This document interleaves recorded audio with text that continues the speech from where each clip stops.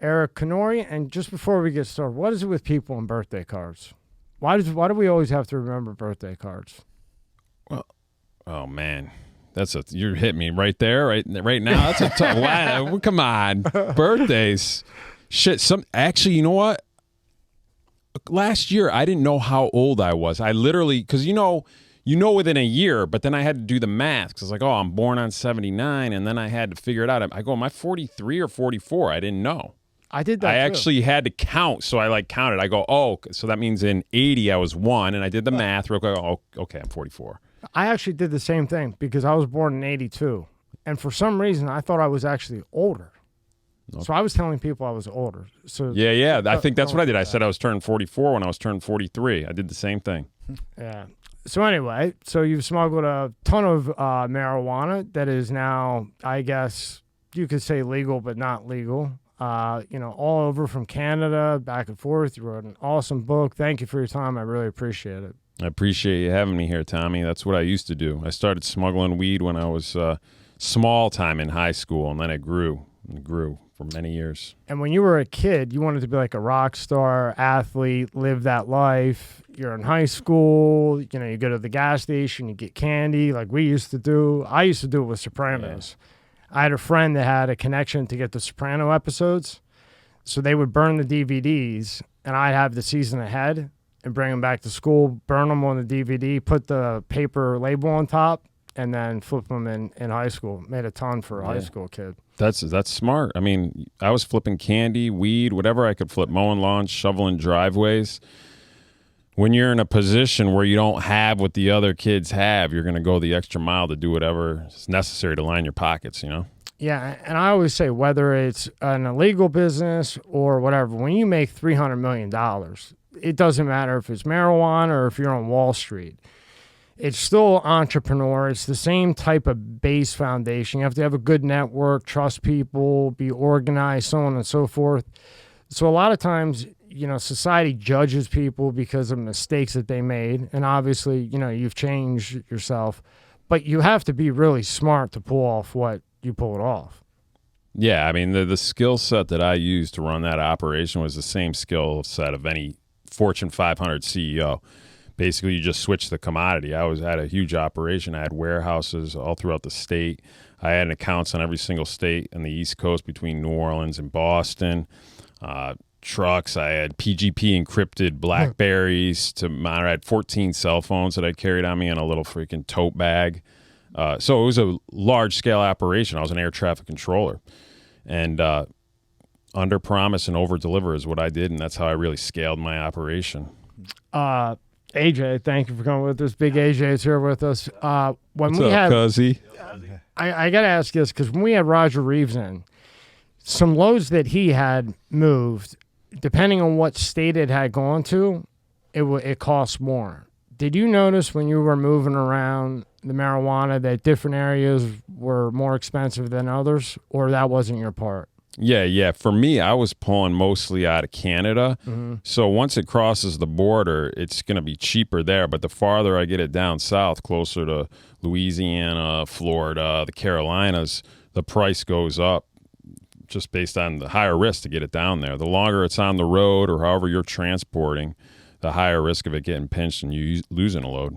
Would Arkansas or Texas maybe? I didn't go over there. More expensive? Yeah, I wasn't in the Midwest. I was more like I was just East Coast, Carolinas, Georgia, Florida, Virginia, Pennsylvania, a lot in Manhattan, Brooklyn, a little bit in Boston. The business was.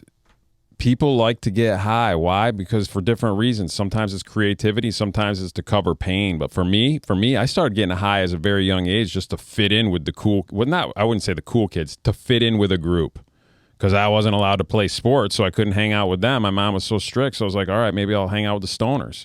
And for me, I get high and I'll just laugh about a bunch of shit. And by that laughing, it prevented me from really having to talk about the reality of my existence. Right. What did we look like then? when you would get an ounce of weed then, or a dime bag then, what did it look like? Oh, listen, man, listen. The first bag of weed I bought, I'm embarrassed to say, I go with this kid, listen, I want a dime bag. This is back in 1994. I'm like, listen, I want a dime bag. He sold me a bag of oregano and a cellophane from the cigarettes. I was like, dude, I smoked it. You did? Yes. I saved that bag. I was like, I'm going to smoke this at the end of the week, Friday, when school gets out. And I went, it was like cross-country skiing in the woods with my buddy, and we smoked it, and something happened to us. Like, bro, like something fucking happened. We were like, are we high? We didn't know. Maybe there was weed mixed in. Maybe something was sprayed on it. I don't know, but that was not weed. And I didn't smoke again after that for like a few months because it was just weird feeling. I don't even want to I'm embarrassed to even talk about it, bro. But then after that, then you get into the Mercy where you're buying sticks, stems, seeds, just shitty weed. But I remember the shake when I was growing up, and me, this kid, Franco, and Juan, we didn't have money. And all these guys were selling shakes. So we would literally go, like, we get a tip from an idiot and believe him, and go in like some wood area and pick a bunch of plants that looked like weed. And we're young, we're like, we got weed, man. We grind it up, and it was probably poison ivy or some shit. It didn't do anything. We would get like rashes here just to have it because we didn't have any money, and we would get shakes and nickel bags. Remember nickel bags? Oh yeah, man. No, I never got a nickel. I think dime bags. They did have nickel bags. But they had them. Yeah. Yeah, I remember those days. I don't even get high anymore. Not at all? Nah, I don't really like high. Weed just makes me tired, and I don't need to be tired. I'll do other things like psychedelics. I'm into that stuff because I think there's a lot of healing properties to that. For me, it helps me line me up with my target, you know? Is there really any difference between sativa and indica? Because when I tried the two of them, they both make me a complete waste of existence. Well, they could be mislabeled too. Or are you smoking out of a vape or a flower or what? Either one. Yeah. If I vape it or flower, both of them make me tired. Maybe the indica more tired, but both of them make me sluggish. There's so many hybrids and strains and crosses nowadays that I don't even think they're all properly labeled, unless you're going way back old school 20 years ago, and they were like just pure, like I don't actually know a ton about cultivars of weed. I more just know about smuggling. And when you were smoking it, there was grades, right? There wasn't, Papa Berry. Like, you're not picking up a load of Papa Berry and shit. You're picking up the grade. Did they go by grade? Yeah. Back then, it was commercial or kind bud. Oh, okay. Like kind bud back in the late 90s in Manhattan, there weren't all these. Like, the first real delivery service that went on the map was called the Cartoon Network. This was in like and this was like in the late 90s. They got pinched, I think. And then there were other delivery services in Manhattan, but it always just went by kind bud. And it wasn't until the early 2000s when you started seeing names being slapped on different vials that were being sold. Because Manhattan was really like, that's the epicenter of where all the high-end weed ended up in the United States back in the day. Now it's everywhere, right? Every single state you go, everybody's just giving it away for free. Yeah. But New York City was really the hub. Those were the connoisseurs that could spend $50 for 1 gram. Yeah. Back in the day, right? These Wall Street guys, whoever, they don't care. They don't give a shit. Exactly. They'll make it back in 2 minutes. Yes. Now, when I guess when you went to college, you had gotten 2 ounces, and it was originally for you, right? Like, you had gotten 2 ounces, you were going to smoke it, but then you sold it and you realized, oh, okay, there's a demand. I need to find a better source. Is that when it started to escalate? Yeah, in college is when I became the weed man. Yeah, take me through your college time. Yeah. Well, first off, in college, I was high as a giraffe's ass every day, bro. Yeah. Like I'd be walking around campus with a backpack, and then I had a bong that would stick out of the backpack that I'd cover with a handkerchief, so nobody would know what it was, but everybody fucking knew. But I was so high that I thought nobody would be able to tell. Right. And I just had a delivery service. I'd get back from my class and I'd check my answering machine in the dorm room, And I'd tell kids, I'd be like, don't talk on my phone, just say you need to see me. And then I would do my rounds around campus, and I hit the different buildings, and there were off-campus housing. I'd hit those. And every place I went to sell a bag, people were like, yo, you want to smoke? You want to smoke? So I'd smoke with everybody. And by the end of the day, when I do my rounds, I come home so fucking high. I'd just pass out on my face, bro. And the thing is, I wasn't really good with women. I was actually shy around women. So I didn't have your typical high school, college years with the relationships and dating. It was all business or getting fucked up and doing drugs. and the thing is, I wasn't selling other drugs, but when I go to sell the weed, everybody else had other drugs, and they would offer me things, pills, snort this, do that. So I'm doing everything on the rounds. I come back with 5-6 different drugs in my bloodstream that night, passed out, and then wake up the next morning and count my cash and stash it away. With a monster headache, hangover from whatever? Well, back then as a little kid, I didn't get the headaches like I would now, right? You just eat some pizza and pound some water, and you're kind of like good, and you just kind of zombie into class. I hired people to highlight all my books, and then I would just read the highlights before the exams. I was there for business, and I didn't play as much as I should have, but whatever. I learned a lot about business. Did you actually learn a lot about business? Oh my God, or dude. Learn walking, like doing your business, you learn a lot about business, not what they were teaching you. Let's face it. After a night with drinks, I don't bounce back the next day like I used to. I have to make a choice, either a great night or a great next day. That is, until I found Z-Biotics. We all have busy lives these days and can't afford to waste a day stuck on the couch because of a few drinks the night before. Z-Biotics is the answer we've all been looking for. Z-Biotics pre-alcohol probiotic is the first genetically engineered probiotic. It was invented by PhD scientists to tackle rough mornings after drinking. Here's how it works. When you drink, alcohol gets converted into a toxic byproduct in the gut. It's this byproduct, not dehydration, that's to blame for your rough next day. Z-Biotics produces an enzyme to break this byproduct down. It's designed to work like your liver, but in your gut, where you need it most. Just remember to drink Z-Biotics before drinking alcohol. Drink responsibly, and get a good night's of sleep to feel your best tomorrow. Order Z-Biotics now for your summertime barbecue, weddings, vacations, you name it. Go to zbiotics.com/MSCSmedia or scan the QR code on the screen right now to get 15% off your first order when you use MSCS Media checkout. You can also sign up for a subscription using my code, so you can stay prepared no matter the time or occasion. Z-Biotics is backed with a 100% money-back guarantee, so if you're ever unsatisfied for any reason, they'll refund your money, no questions asked. Remember, head to zbiotics.com/MSCSmedia, use the code MSCSmedia at checkout for 15% off. Thank you, Z-Biotics, for sponsoring this episode. This episode is brought to you by Let's Get Checked. Are you the man your father was? Recent studies have shown that men's testosterone levels have dropped substantially since the 1980s at about an average of 1% per year. Think about how old your father was when he was born. For example, if he was 30, your testosterone levels could be 30% lower than his. Low testosterone levels can have all types of health effects on men. It can affect your mood, sex drive, memory, muscle mass loss, you name it. And yes, low testosterone is more common the older you get, but it can affect men at any age. So let's talk about today's sponsor, Let's Get Checked. You can order a testing kit that will be delivered to you in a discreet packaging with next-day delivery. Once your sample arrives in the laboratory, confidential results will be available from your secure online account within 2 to 5 days. So, if you want to test your hormone levels without having to leave your home, visit trylgc.com/MSCSmedia and get 25% off your test using the code MSCSmedia. The link is in the description at the top. Wow.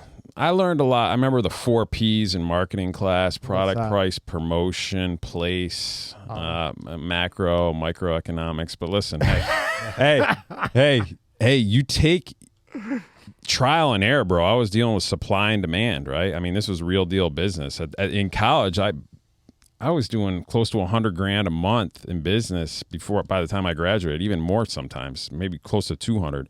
Keep in mind, my margins are small, bro. I was making 5-10%, but that's how I was able to build somewhat of a monopoly in a way. And how much was weed at that? We're talking early 2000s? Like yeah, 90s? 98, 97 to 2001. And how much was an ounce of weed around then, or a pound? I think when I was growing up, how much was a pound? Like 1,000, maybe 400 or something. Yeah, but you were dealing with stuff from Shit. south of the border. Was it? I Right, was in yeah. Pennsylvania. Yeah, that was probably stuff coming out of Mexico, Colombia, Jamaica, something like that. But the stuff I was dealing was coming out of Canada. So it's an indoor, hydroponically grown. It's actually shit weed. A lot of the Asians grew stuff up in Quebec.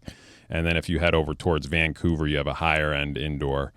But how much was it going for per ounce? I don't know. Pounds were maybe around 3,000. Depends on how much you get. I paid a lot because I was a young kid and didn't know, and I just would buy up whatever I could and set it aside for a rainy day.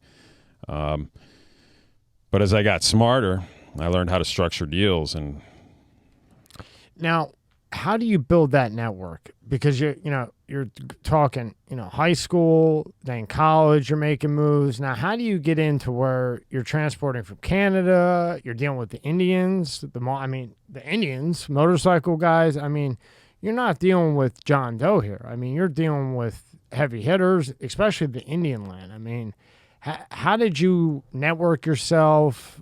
Entrepreneurship your way yourself. Yeah. So if you look at me, right? You come up to me in a bar, you'd be like, what do you do? Most girls think I work with computers or something, right? Silicon Valley. They look at me like I'm clean cut. Like I don't look like a hustler. I don't look like an underworld, like I'm going to go meet with somebody with a turban and do $1 million deal in a little bit. With no gun. Yeah, without a gun. And here's the deal in the underworld is like a lot of people in the underworld resort to it because they had a troubled childhood and they were out of options that the other kids had to take a legal path. Mm-hmm. So I know how to relate with those guys that are out there that they just want to live a good life, but they came from a troubled childhood and they just want to pay the fucking bills, have a good time, right? Like we all deserve that. So I can relate with bikers gangs. I can relate with Indians. Because I understand what they want. When I look at them, what do they want? They want to make some money.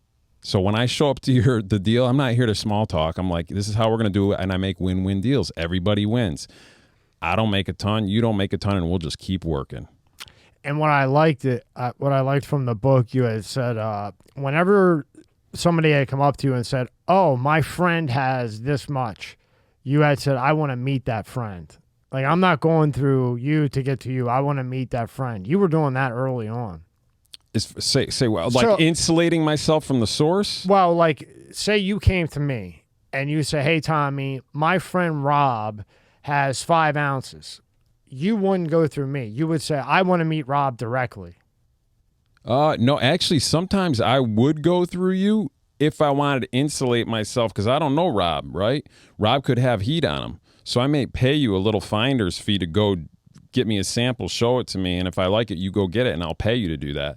Sometimes I want to directly meet the connect after I feel comfortable, but what's very unique about my hustle this is the key. There's a lot of big players moving hundreds of millions of dollars of product around the country right now, but usually the feds know about them, and some of them are double agents where they tip off the feds about their competition and knock them out so they can still keep working. Me, I was a ghost. I was very quiet. Like if you came to me and said, yo, Eric, I need 500 pounds. I'm going to tell you, Tommy, let me look into it for you. So I just look like a nobody, right? Like I'm going to check with the higher ups. But meanwhile, I know I have that in inventory right now. It's just a matter of what price I'm going to give it to you at. So I always kind of just downplayed who I was to everybody around me. So if anybody got flipped at any time, and I came up in an interrogation room, they'd just be, oh, he's a nobody. Right. He's a nobody. That happened plenty of times, bro. Right, because if I think about it, you remember looking back, you would ask somebody, it was the guy that always has everything. You could go to that one guy and he'd have everything. He would take bets, he had weed, he had ecstasy, he had socks, everything you wanted, but he didn't have shit. He just wanted to look like the cool guy that had everything. Half the time he would come through, half the time he wouldn't. So when you're doing this, you present it out to be like, you want to look like the cool guy in a sense that can get it. Let me see if I could get it. That way, if a hit goes down, he's just the goofball that says he can get everything. Which is what happened in college. Like there was a coke bust. I remember this is when I really got tuned up and like more knowledgeable in the game. There was a coke bust in, I don't know, like 2000, going back 23 years here. But yeah, they flipped a bunch of kids, and the kids, they let them go. They were running around town with wires on. They came up to my house. 2 of them came up with wires, and I let them talk to me, but I gave them some false trails, misinformations. I didn't play around. I didn't like run away from them, but I knew what I was doing. It's in the book, but yeah, I didn't bling out. There was no rims on my car. There was nothing. You know, I like to have fun, but I did it away from. I would leave town and maybe get nice hotels and some girls, but that wasn't in where anybody saw it. It's just for me, right? So, yeah, I was very good. So back to what's unique about my story. I was very good at flying under the radar for a long, long time, because usually when you're doing $1 million deals for over a decade, the feds know who you are. It's just a matter of when they're going to take you down. Are they going to watch you to see who you know, how they're going to play it? Mm-hmm. So how did you stay so quiet? How did you stay so quiet? A tight network, didn't put yourself out there, didn't have a girlfriend, didn't hang out, didn't have friends. What was it? Yeah. Because usually, I mean, I know how it kind of ended, but prior to that, you know, usually, like with me, whenever I got in any shit, it was always some idiot friend, you know, or some idiot girl that told somebody something, whatever. You know, is that one of the ways that you stayed so quiet and under the radar? I mean, you're not playing around with 10,000 a year. Yeah, exactly. Well, one of the ways it's actually fear, bro. That was one part of the business I didn't like. I lived in a lot of fear. Like, when am I going to get caught? So I was constantly in fear, because I never wanted to go in a position with nothing, because I had been there as a kid where I didn't know where I was going to eat or where I was going to sleep that night. So as I started stacking my chips, I'm like, you know what? I can get pinched here any day. So I just don't talk to people. I never told anybody how much money I had. And as I made money, I buried it in different places so I could hire a heavy hitting attorney. So, yes, and another thing, I didn't have a girlfriend in college. There wasn't that pillow talk, right? Yeah, like, baby, listen, we just $100,000 under the bed here. Let's go get some stuff. You know, like, there was none of that with me. That'll really pinch you, right? Especially if you get a girl that's a little crazy, right? Like, what is she gonna do? The first thing you do something wrong, you cheat on her or something like that. That motherfucker, he's a drug dealer. You know, it happens all the time, bro. All the time. It's all the time. Yeah, and my girls, like the girls, as I got older into the game, when I started having a few live-in girlfriends, they knew I had cash in my pocket, but they didn't know where the safes were. They'd never seen the safes. So if they left or you pissed them off, they had nothing to run to. What, he's got a couple of bucks. All right. Yeah. No, I mean, they know I had also a legitimate business. Yeah. And I wasn't spoiling crazy, but we did what we want. We want to stay in nice hotels. We want to eat. But we weren't out buying Gucci, Ferragamo, all this shit. It was kind of like, shit, I didn't even know what that was back then. All I did was work, you know. I'm an upstate kid. I was in the sticks. Yeah. We know about the sticks, buddy. We're from Philadelphia. Oh, yeah? No shit. Oh, yeah. Oh, okay. I only moved here 6 years ago. Oh, okay. Yeah, and I thought that this was so much different. I don't know. You know, everybody says down here in Florida, this whole tax thing, you know, no state tax or whatever. Yeah. But when you run a business here, they nickel and dime you like hell. I get nickel and dime like hell with every little thing over here. So to me, even though there's no state tax, I think it equals out. Do you? Yeah, they get a lot of different fees for bullshit. Oh, they fuck you $700. They'll bill you to walk on a yellow line here. Good to know. Yeah. Offshore trust. Yeah, that's probably the next step. You gotta get that going once you're ready. I think that's the Don Johnson lifestyle. That's the Don Johnson, buddy. Pull up tattoo. And while he's pulling that up, I want to hear about the Buick. Tell Ray about the Buick. This is a great lead into the book. Yeah. Oh, my car, bro. Bro, it wasn't a Buick. No, that was my Pontiac Bonneville. It was Pontiac Bonneville. Bonneville Buick. My grandpa. My first car, man. My first car. Thankfully, my grandmother passed it on to me. She was a great woman. It was an 87 Bonneville. Remember the older cars have just the bench seats right across the front? Yes. You got the couch up front? Yeah. So you can fit 3 people in the front and 3 in the back, sometimes 4. But it was just a beautiful, and here's the deal, it was an older vehicle, right? But I souped it up so it was low profile, high performance, new shocks, always new brakes. You had the souped out Pontiac. Yo, I had a remember, I don't know if you remember mini disc players. Yeah. I had a mini disc player Put in there. exhaust on it? No, bro. Remember, I got pulled over with that multiple times, and I just let me go when I had work in the trunk. You know, in Pennsylvania, they'll pull you over for tint. Just a tiny bit of tint. Boom. Yeah. You get pulled over. Yeah, I don't have any. Yeah, I had my college sticker right on the window. Dude, I have a clean cut computer. Like, yeah, well, actually, I didn't work that well. I wasn't too proficient with computers. That's actually when I was trying to make my resume when I graduated in 2001. I couldn't figure out how to get the floppy disk out and to save my resume. And I was just like, this is not meant to be. And I just kept, right when I graduated, just kept smuggling. That's so funny. You can't do a resume, but can do 300 million for a decade, and it only gets called for one reason, in my opinion. I really. wasn't tech savvy back then. Remember the computers, bro? It was just a green lettering on the screen. Like, I just wasn't. Doogie Howser. Remember Doogie Howser? Remember, that's familiar. What show was well, that? It was some show. You probably watched it too. And he was the kid with the computer. And everybody wanted a computer like that, so my parents would get the shit one with the green thing to type on it. You know? I remember the name, but I know what computer. We all know. Yeah, it's. Yeah, take us through your site here. Yep. That's me. That's my title on my book, Pressure-Memoir by Eric Canori. And that's the gold bars. I had over 10 million in gold bars buried in the forest. And listen, it took 4 federal agents to haul the chest out of the ground. No shit. Yeah, it was. Were they sweating? Oh, dude, it was raining out. They were I was cuffed up. There were AR-15s surrounding me, bro. They had 20 DEA, ATF. They had probably a half-mile perimeter on the outside. Where did you bury this? I'm sorry. Woods where? I buried this in upstate New York, close to the Adirondacks. Oh, wow. And, here's some pictures. Yeah, take us through some of these pictures. Well, some of these they're not really, well, okay, let's get into the real, let's scroll down, let's get to the money shot right here on the table. Okay, see that one right there? Yeah. That is the day the feds first set eyes on me, and they popped me and they illegally searched my house, found like 1.5 million in the closet, which I totally forgot I even had there. Oh.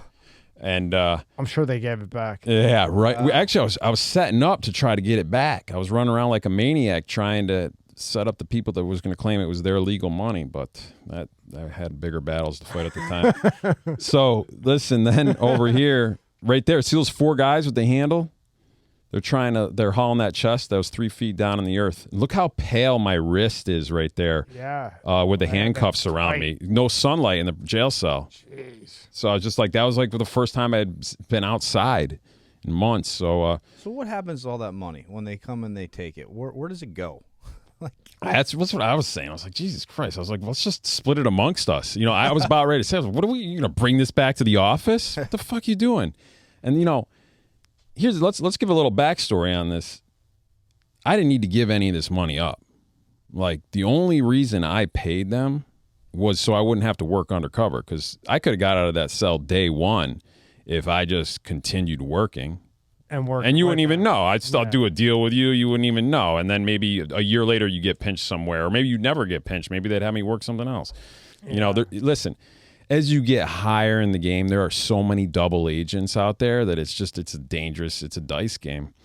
So I dug up that gold so I could basically leave the underworld with honor and grace. It was kind of like, listen, instead of me running around on the street collecting other people's money, I'm going to just pay up my money and I'll get out and I'll start something new, fresh. I still ended up doing 2 years for them, but could have been worse. Honestly, that was a shitty case. That case, I made some poor choices, to be honest. You know, I was free and clear. I was getting ready to go to trial. I was going to beat them.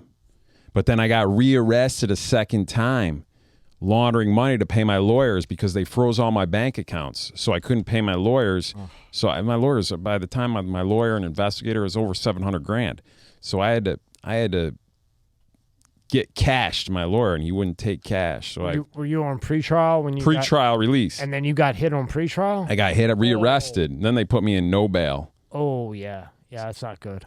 So the first arrest, they let me out because, in my opinion, they wanted to follow me around, which they were because they didn't know who I was. Right. Like if they had a really good case or an indictment on me, they didn't even have an indictment. They wouldn't have let me out. They would have just held me right down. Yeah. No, they wanted to get more on you. Yeah. You know so they let me out and followed me around. They were on me like white on rice, bro. You're probably like the only human being at that time that got pretrial on a $300 million week. They had no clue though. They had no clue. That day I got arrested.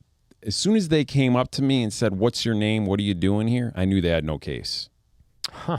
They actually said, "What's your name?" What's your name? So all they had was a location. All they had was a GPS that was put on a truck that was filed to my property. Isn't that a bitch? Wow. Yeah. That's a bitch. Oh, well. And you're also speaking now, too? I haven't really done any speaking. I should. I actually I'm going to go to a school and talk to some kids in Jersey. Like, I'm going to talk to them in, I don't know, probably in like 2-3 weeks. Just, I want to help. I want to help the younger kids. Like, there's a lot of kids out there. There's a lot of kids out there that don't want to sell drugs, but feel like they have to because they can't afford new sneakers. And Eric, think about it now. Think about, like, back then, there was money. You know, you could make money, right? Think about now how bad it is. What does a kid do now? There's not many jobs. You know, what do they do? I'll tell you what. Not to mention you know what they the schools do? are teaching them. I'll tell you what the problem is.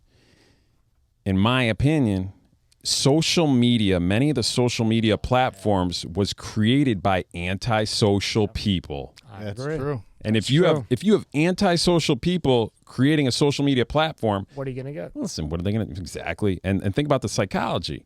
They actually put a heart like under the picture because we all want to be loved and accepted. So if you take those principles and apply it to the screen and you get the heart, then you put a number on it. Then you start counting the hearts. How many hearts did he get? How dude. many likes? Dude, if I was a kid in high school and I post a picture of my skateboard from Walmart, you want to know how many likes I'd get? 1. That is a great point. And then when Johnny had his new skateboard from fucking wherever, Ron John Surf Shop, I'm not a skater, but it's obviously. Yeah. So, and you know what he would get? 30, 50 likes. I'd feel like a loser. I'd feel like a real loser. You think any of the girls in the cafeteria would look over me at my table if I got 1 like? Right, and the other guy's got 5,000. Yeah, and why?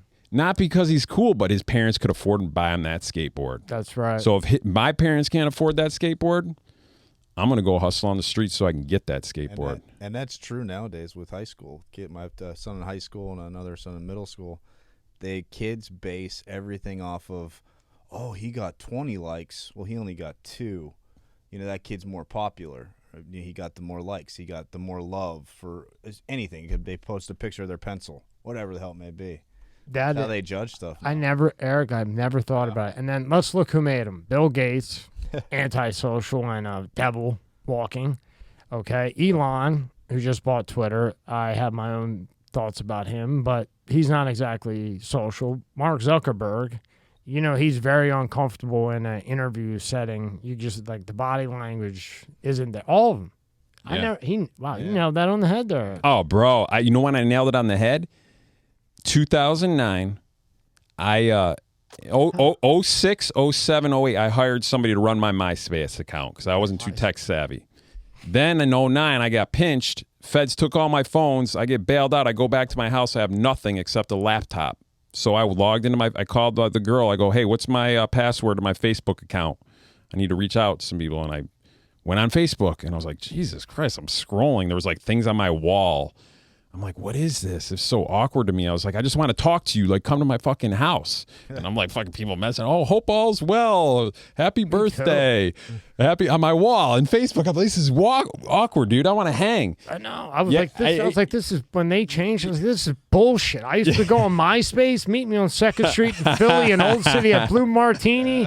All right, I'll be there. MySpace, how was your day? What do you mean, how was my day? No. What are you doing tonight? Just hang out, yeah. Where's Tom? Yeah. You got all the connections in the world. Where's Tom from MySpace? I post. Yeah, Can you I find forgot him? about Tom. Can you dude. find Tom? I forgot about AJ. Can you find Tom first? I want to find. I can't believe Tom. You remember? Oh man. Tom does not want to do interviews. They say. Fuck Tom. Tom needs to do an interview. My first friend, right? He was. He was my first friend. He got me a lot of pussy. I want fucking Tom. I want to talk to Tom. Hey. To my place? Huh? From my space. Yeah, remember Tom? Yeah. Yeah, I do. Hey, You got to find him first. Tom. Eric, we got to sit him down and say, "Hey, we look, do. buddy, I'm going to make a note of that when I get out of here. So listen. that could be the comeback." Yeah. Where's Tom? So I used the Facebook for like a week, right? Just like posted a few pictures, let people know I'm safe and out of jail. And then I put in my bio, virtual socialization isolates you from real interaction.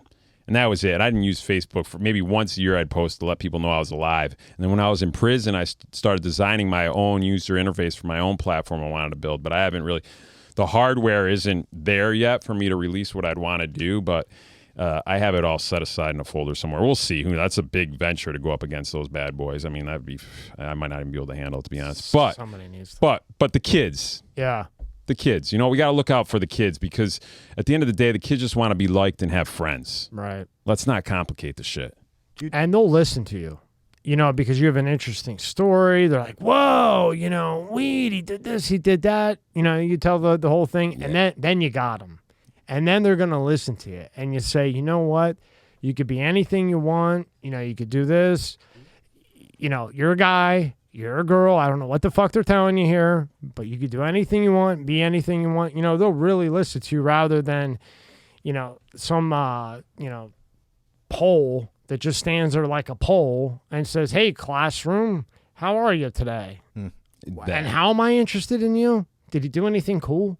Exactly. No. That was the problem. Remember those teachers that just followed the syllabus? The syllabus. It was like there was 10% of the teachers that actually took the job. A lot of them take it because, I'm going to get summers off. Yeah. That's it. And benefits. And benefits and summers off. But that's really just, are they passionate about vibing with the kids? I mean, the teachers I got an A were the ones that popped in, sat up on the desk and be like, what's happening today, guys? What are we going to learn about? What do you guys want to, and I learned a ton. Me too. I'll never forget. I had this guy, Skip Ewan, and he was like that. He walk in casual, throw his suit jacket off, unbutton it. What's going on today? Let's, hang out. Just like he's hanging out. All right, I guess we got to do a little bit of work for 15 minutes. And we would all pay attention for the 15 minutes. Well, Let's see what's on the news real quick. Sports. It was cool, dude. I always say the best person to talk to kids, I feel like, if you have some kids that are doing some bad things or going down the wrong route, you don't want a guy up there that's done nothing bad his whole life and wrong. You want someone who made mistakes, served jail time, went to prison, so the kid's like, oh, I can relate. He actually spent whatever years in prison. I don't want to do that. That guy has more of an impact than some guy who's done nothing in his life. And the question I had for you is, how much more dangerous now do you think it is with the drug game? Meaning, weed, you sold us weed, it's not going to kill you. But now with fentanyl and all the shit that we're seeing, how much more dangerous is it? Not from the drug dealer's perspective, but from the user and everything's perspective. Yeah. So I don't know a ton about narcotics, but I wouldn't snort a lot of the stuff that's out there. Yeah. I mean, unless my friends tried it first, maybe. Absolutely. You go first. Call me tomorrow in the morning. If I don't see you in the obituaries, all right. Why not? We'll give it a shot. Yeah. You got to be careful with the drugs. First off, being a user this day and age, I mean, the stuff is just getting cheaper and cheaper, so anybody can have access to it. But I would like to educate kids on drugs too, because they need some guidance on that, because otherwise they're just going to do it without guidance. I'm not pro drugs. You shouldn't do drugs. You should wake up, work out, eat right, positive thoughts. But the people that are going to do it, they're going to do it anyway. So you might as well educate them a little bit. But as far as also the safety of drug dealers, nowadays with the tech, there's cameras everywhere. Yeah. Everywhere. It's like I remember when I used to go to somebody's house, like if I had to go meet a new supplier, I'd park a mile down the road and run so my license plate wouldn't get picked up on a camera feed if the house had heat on it. Everything, even like the mailbox. Like those blue mailboxes on the side of the road? You could drop mail in. But like back before, there used to be blue mailboxes, USPS boxes. Oh, yeah. You could bend that son of a bitch down, and I could put a body through that thing. Now they closed it so close where you get like a pencil in. Like just and then there's a camera right there. Everything, red light wow. cameras. Yeah, I didn't know that. Yeah, Wow. They changed completely everything now. I don't know how they get away with it. Well, it's because they do it slowly. Real slow, When you do stuff slowly, people aren't going to put up a fight. or they're involved. Yeah, too. I mean, money talks. I mean, there's a lot of. We don't need to go there, but That's a whole nother. That's part 2, right? yeah, there you go. So, what made you write the book? Because you dealt with a lot of heavy hitters. Did you have any concern of, somebody getting mad at you, putting this out, anything like that? Putting the book out. I had good lawyers go over it, so in case I wouldn't, so I wouldn't get sued. Right. What made me write the book? A lot of people kept telling me to write a book, and finally I was just like, the guy that really made it stick was my private investigator. He's badass. He actually, James Patterson, the thrill writer, wanted to write a book about him, but he's like so OG. He's like, no, you can't. He doesn't want anybody in his life. He has like 3 jets. He jet sets all around the world doing cases. That's a real PI. I hired him to investigate the DEA while they were investigating me, because they were following me around. I was like, let's follow them.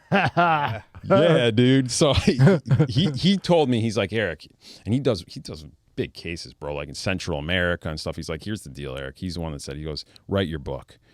He goes, did you write your memoir yet? I didn't even know what a memoir was. I went home and Googled memoir. We're going back, 10 years ago. But what is a memoir? A memoir it's different than a biography, because a biography is like your whole life story pretty much. A memoir is just a section of your life. Oh, okay. Yeah, so he's like, Eric, he goes, here's the deal. I've been in this game for 30, 40 years. He goes, I've never seen anybody get to your level without them knowing you existed. I'm sure there's a ton of big players, but they don't get to your level. Like, for me to get arrested and have millions of dollars and them not know my name, that's unheard of. And also, I've never been arrested. I have no record. Wow. So here's the deal. Like, there's other bigger players, but they have records. Like, think about it. If I wanted to go back in the game today, I could go way bigger than I did before, because I understand the mechanics much better on both sides of the game. So, and I'm not. I'm here sitting doing the MS Media podcast, but... Thank you, by the way. Yes, sir. Thank you for having me. Oh, my honor, man. This is really cool. And how you transformed everything, too. I mean, this is a big step. Rob, read the description there, because it's really cool. Eric Canori was one of the largest high-end marijuana dealers on the east coast of the United States before it became legal in any state, smuggling weed out of Canada via 18-wheelers, helicopters, and boats. He was a mastermind doing well over $300 million. That means $500 million. By the age of 29, without a gun or the government knowing. All right, stop there, Rob. Now, how do you do that without a gun? Yeah, what is the trick to doing that without a gun? Keep that up, though. Yeah. All right, the trick to doing without a gun is there's so many big deals happening right now today. The only time the violence happens is if somebody gets robbed or you don't pay. That's it. I didn't rob anybody. I've paid everybody. So they're not going to kill me. I'm their lifeline. I'm their money. I'm their cash guy. I'm the money man. Well, you don't take out the money man, because without me, nobody eats. And you always paid. You never. Yeah, there's so many arms to my organization. Like, even if somebody tied me to a chair and beat me with a hammer, they were never going to be able to connect all the dots and pick up my organization and make the money I make. They made more money just keeping me alive. Yeah, because, just from an outsider, you think, how in the world can you deal with this? You have to, I guess, this drug and these level of players with no protection. Yeah, well, but if you don't rip them off and you're there and you're feeding them, there's violence in the game, but I steered clear of that. There's certain players that I would work with, I do a couple deals with, and then I say I'm out of the business, or I don't work. I'm a nobody. Like, when I first meet somebody, I start working for the first year, they know nothing about me. I'm just a little guy that knows somebody. That's smart. So you never got close to anyone. Yeah, even people that were bringing me $1 million loads. I had 4 different suppliers bringing me $1 million loads at any given time, and I'd rotate with, if somebody got busted. But listen, if you brought me a load for $1 million tomorrow, there's no reason that you should know that I have 3 other guys bringing me $1 million load tomorrow. Right. All you know is what I have with you. So you get pinched, yeah, you're going to say, oh, I brought him a load once a week. And that's all you know. And that's by design. Right. That's smart. That's smart. Very, very smart and well thought out. That's what I'm saying. Whether it's weed or Wall Street, this is the same way like Ed Dowd, who's a tycoon on Wall Street. You know, he does trends. And same way he would think, you know, exact same way. Were you ever in a predicament where you were like, oh, fuck, man, I don't know about this? Or you never put yourself in that situation, meaning where you felt threatened or I'm just not in a good spot right now? I avoided situations like that. Like one of my suppliers was, I told him to lower the price and I'll come get the work tomorrow. And he wouldn't lower. He's like, no, I got some guys from the city that'll come up and pay more than you. Pay this or you're not getting it. And they went up, got it, met him up on the reservation. There ended up being a shootout there. No, because they were going to rob him. Fuck. Yeah, of course they're saying, yeah, we'll pay more. Right. They'll anything to get to the deal. And then once they get to the deal, they were going to take him down with the gun. Not kill him, but rob him. Yeah. But he wouldn't give up. So some type of shootout happened there. I don't know. I just hear rumors. I wasn't there. Something happened. He had to flee the scene on a 4-wheeler. The load got taken. And then feds actually came in because the guys that came up from the city were being investigated by the feds. So they came in. The feds came in and rushed in with sirens because they don't want a shootout, right? They were just watching the deal. Now, keep in mind, I wasn't there for this. This is all just being told to me. So this is a third-party thing. But my guy didn't he didn't lie. He's crazy, dude. One of my guys up there, this is going back when I was a kid in college, and he had just an old muscle car, rusted out. But then he dropped like 800 horsepower under the hood, dude. This dude, With like the door falling off as he hits the gas. He hits the gas, bro. Just could smoke for like 300 yards. Black smoke. The people behind him were like, "This motherfucker! I can't breathe. I can't This see." is crazy, dude. Like 2 teeth, fucking smoking, always marble hanging out of his mouth, banging lines, guns on the fucking workbench. And he was just like a wild dude. And then he every time he'd do a deal, he'd buy shit. Like he'd have a new pool one week. Next week, he'd have a fucking 1,000-gallon fish tank. Don't quote me on the number. Big tank. But at me as a kid in college, 18, walking into this house. Then all of a sudden, he had no more room in his house. I walked in one day. There was a hot tub in the kitchen. He just took the kitchen table out, put the fucking hot tub in the kitchen, dude. Dude, I would go to South Philly a lot because I lived there. But I mean, like the Italian part of South Philly, and I see these guys with. It was the other way around. They would have like the best Lincolns, best Cadillacs, best watches, and live in the shittiest apartment you could ever imagine. So they have a car, a suit, a watch, and where they lived was a shithole. You couldn't get 4 people in that house. Yeah, but that's by design too. Because a lot of these guys these guys are just idiots. Oh, really? Okay. Yeah, because they would take bets, make money, get a nice suit, watch, whatever, clothing. Then they would bet and have no money, and they'd have to live in a shack because to make sure they had enough money for the next week. You know how the cycle goes. So now, unfortunately, I wish I could tell you that because I'm Italian that it was by design, but no. not by design. All right. And it wasn't by design because every one of them got raided. All right. And I was down the street when it happened. So yeah, because I used to have a lot of rentals, and there would be sometimes a little run down. I don't know, but because I would just keep a mattress there, it's just a place to sleep and keep money. And then I'd pass out, wake up, shower, leave. And then you dump those rentals whenever if you have heat or something, somebody in another arm gets busted, you're like, all right, I got to switch up my organization, all the logistics. So yeah. Like last and, takes a while to get raided, moron, and gets raided really quick. That's the difference there. How many different places were you stashing cash, gold bars, all this type of stuff? Did you have like a crazy amount of places you were stashing it? I had about 4 places at any given time. I had one place where I keep money, one place where I keep inventory, another place where I keep my phones and sleep.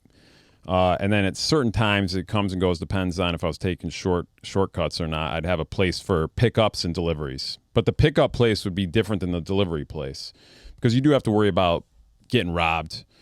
That's a thing that can happen. And And you don't want to commingle things. Also, you don't want to have cash in the same place you have work, because it's not drug dealing if they're separate. If you just have weed somewhere, that's just weed. If you just have cash somewhere, that's just cash. But you put both of them in the same place, that's called drug dealing. Yep. Boom. Yeah. Which I messed with. I fucked up that. That's how I got busted, right? Because I was getting sloppy towards the end. I wasn't passionate about the business. I wanted out. Because I started this little TV web series. This is back in 2006 when the internet was... I read that. Yeah. How was that, buddy? Or let Rob read this, because it's a great promotion for the book. Man, can you read the rest of that? 'Cause it's just good, man. The memoir begins in Canori's childhood, locked in his bedroom, looking at posters of athletes and rock stars, dreaming of all the things he wants to do and become in life.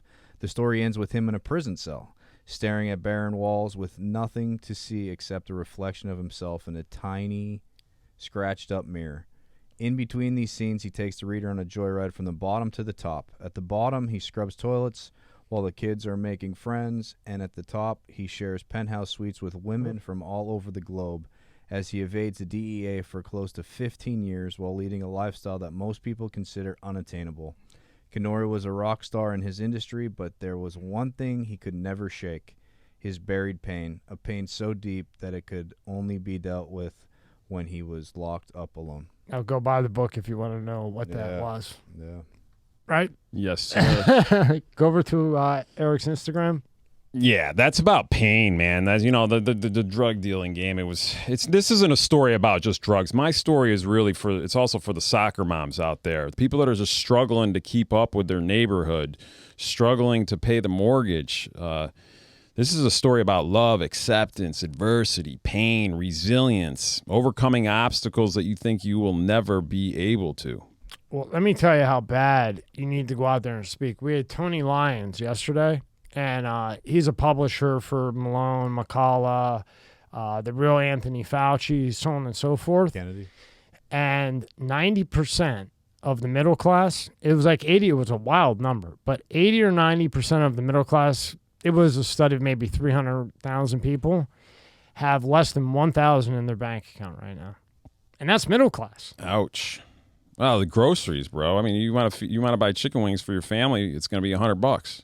That's what I mean. That's why it's real important to get somebody to highlight the speaking class for you and pass it and just be I need some gigs. I need some speaking gigs. You got any for me? Call me. I'll hook you up. I'll set you up. Set you up with AJ and Prince. Nice. You know Alex Bright. You know him? No, where's he? Is he on my Instagram? Yeah, he's followed you. Oh, no kidding. Who is he? He's Alex Bright's brother. AJ Bright is part of us. He manages Rodman, Magic Johnson when he comes down, and he's with Prince Marketing Group, who I would set you up with, and they do like speakers like you. Oh, nice. I'd appreciate it. Yeah, absolutely. Any of these you want us to play?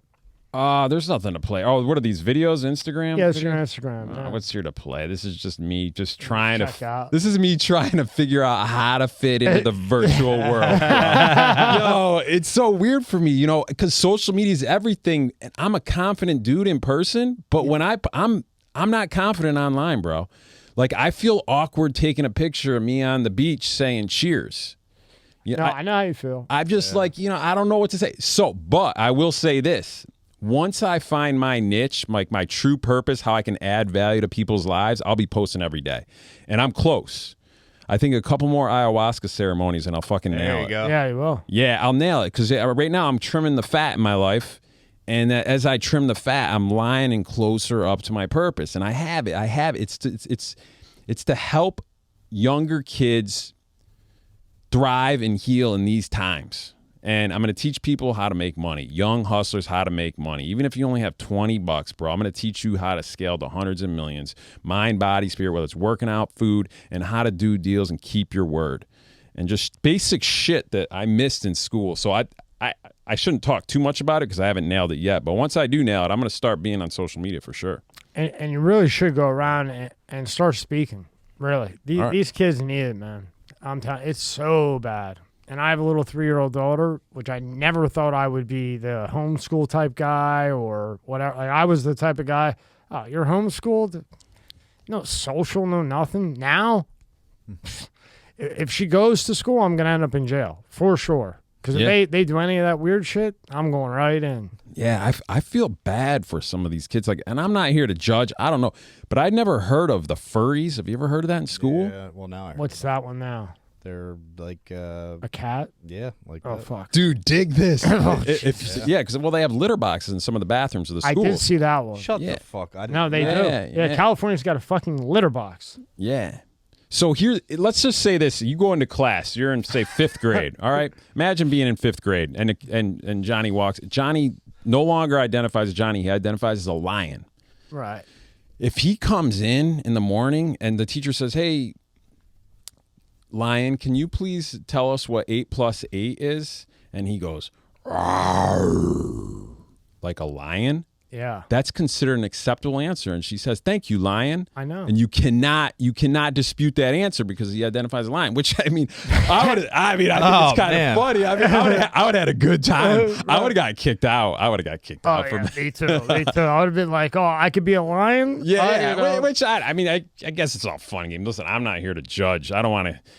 But that kind of blew my mind that's going on. Well, see, I saw the cat thing, and it was at a time period where my daughter was really starting to put sentences together. So she had a little toy cat, and she'd go meow, meow, meow.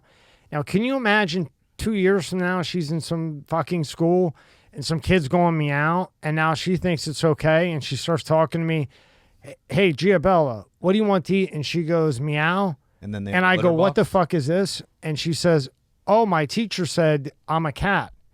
And then I go in to that school, and then there is no more podcast. Probably. But I think any reasonable father would do the same. I would hope at least. Yes. Yeah. I mean, my biggest challenge in life today is like biting my tongue. Yeah, Yeah.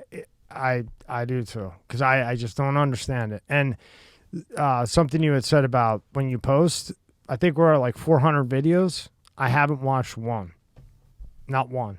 That's good. That means you're forward moving. Yeah, I don't watch them because if I watch it and say just me like over looking at myself and then I change something, then that might be what's working. Plus, I don't want to see myself. I just sat there for 2-3 hours. Yeah. I haven't. I've done a few and I haven't watched. And I hate social media because I see what it's doing. Dude, we can talk about that. Post and ghost. Yeah, smart. You're doing it smart, man. Thank you. What at what time period were you running around with 15 cell phones? Oh man, That's a lot of phones. we're going back. Yeah. 2005 is when you could just go to any store and buy a Prepaid. Virgin prepay or Yeah, a Visa, Metro. and you didn't even need a name. Nothing. You didn't need a name to set it up. You didn't need a face, no camera. I just rip open the package, type in a couple codes, and I'm up and running. I'll be like, "What's up, boss?" I don't know if this was in your range, but we had the Nextel two-ways, I love those. and we used to think, oh, this is safe. The Well, Boost Mobile.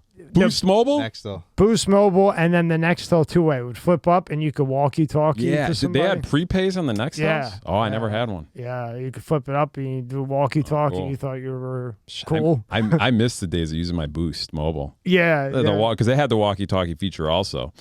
And I remember sitting, the load's supposed to come at 9 p.m. and you don't hear from until 2 a.m. and you just sit waiting for that beep. Burp, burp. And you're like, yeah, it's game time. That's a nice rush. I know. Right? Like when a load makes it over the border, it's not just about the money. It's kind of like winning the Super Bowl.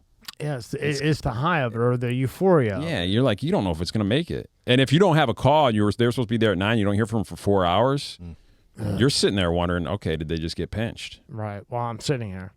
So of the 15, how many were for the business and how many were for the hookers? No, the escorts I did on my personal phone.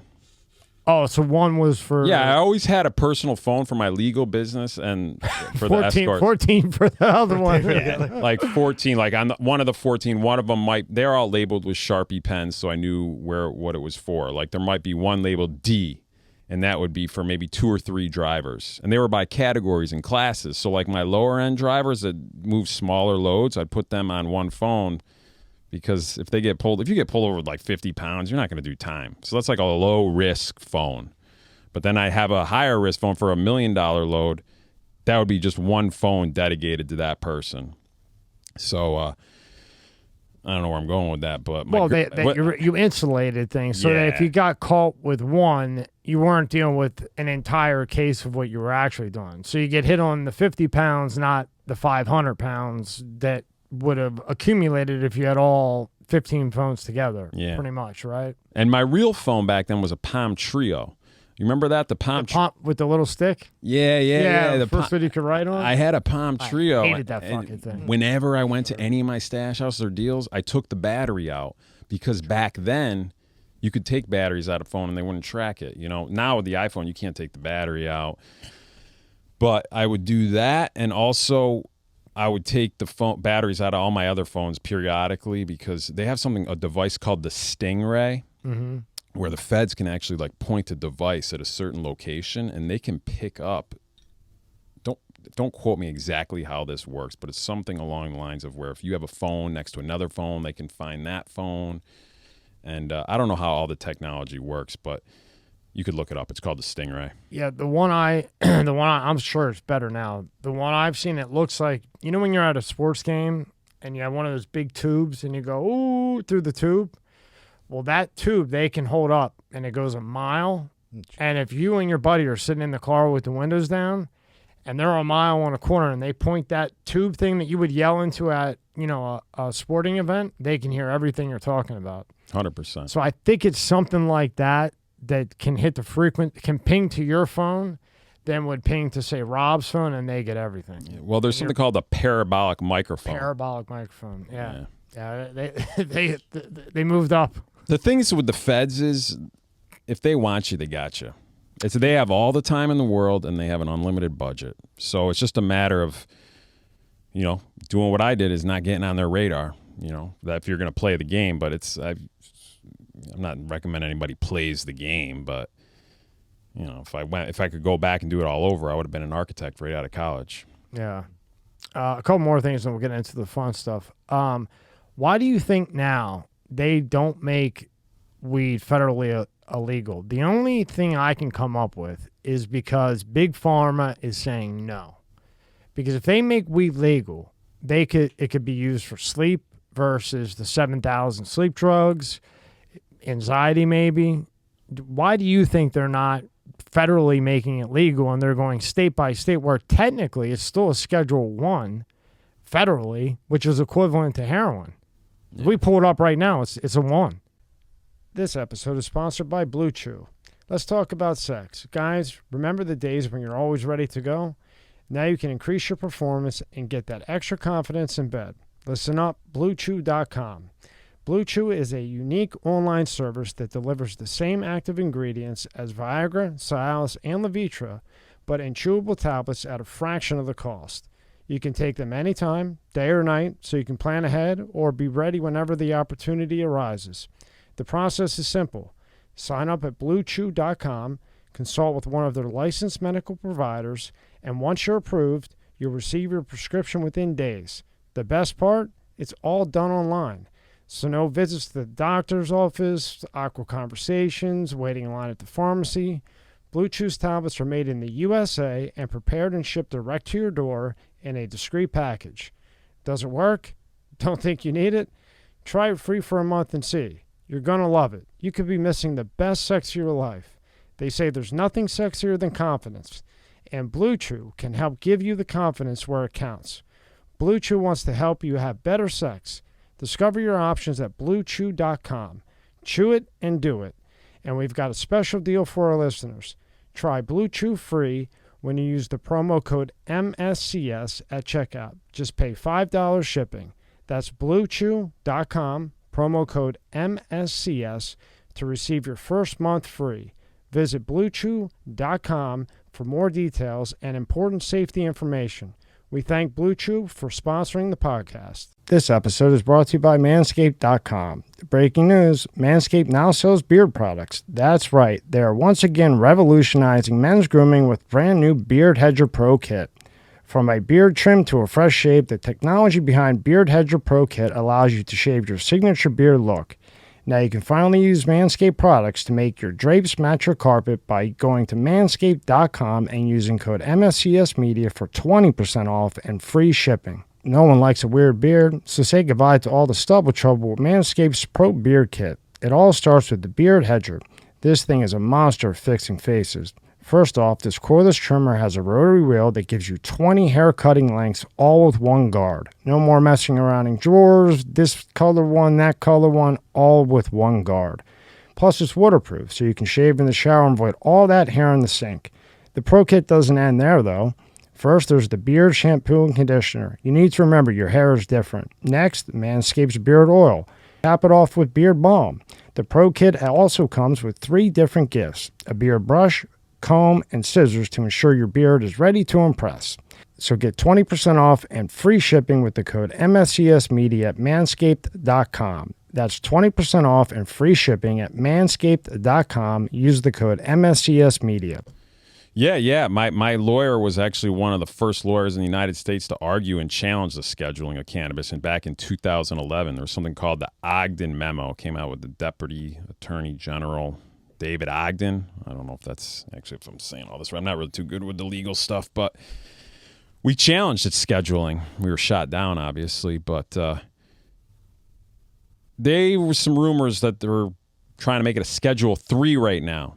So maybe the Biden administration, maybe the FDA said it should be a Schedule 3. I don't really know all the lingo with this, and I don't actually have a solid answer for you on this. But if it goes Schedule 3, let's hypothetically say it gets reclassified, that would still be a drug that Right, Big Pharma could sell it, but you might not be able to grow it at your house. Right. Correct? So, Yeah, because 3, you're still, the guidelines go up to 60 months federally. yeah. On a 3. So I wish I had the answer, but we know the answer is money.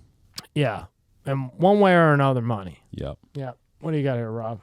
So consistent therewith, the FDA and DEA have concluded that marijuana has no federally approved medical use for treatment in the U.S., and thus it remains as a Schedule 1 controlled substance under federal law. Oh, like ivermectin doesn't help out with COVID or anything else, too. Until Right. they can figure out how to make money, and then they'll Yeah. switch that. Hmm. Yeah, that's what it comes down to usually. Right? That's just wild to me. You know, so federally it's a 1 equivalent to heroin, but there's a weed store right down the store. Yeah. If It doesn't make any sense. my sentencing guidelines Yeah, what were your guidelines? 5 to 40 years. Wow. 5 to 40. That's a hell of a range. First time offender, never been arrested for weed. What district was that? Oh my God. That's across the United States. That's the federal guidelines for cannabis. If you get caught with over 100 kilos of cannabis right now, you're looking at 5 to 40 years. I mean, what federal district did they indict you in? Northern District of New York. Oh, wow. Yeah. I can say a lot of things about that particular district, but yeah, I understand. Yeah. So anyway, what was your favorite hotel and why? Oh my God! Back in the day, I used to love just all the Four Seasons.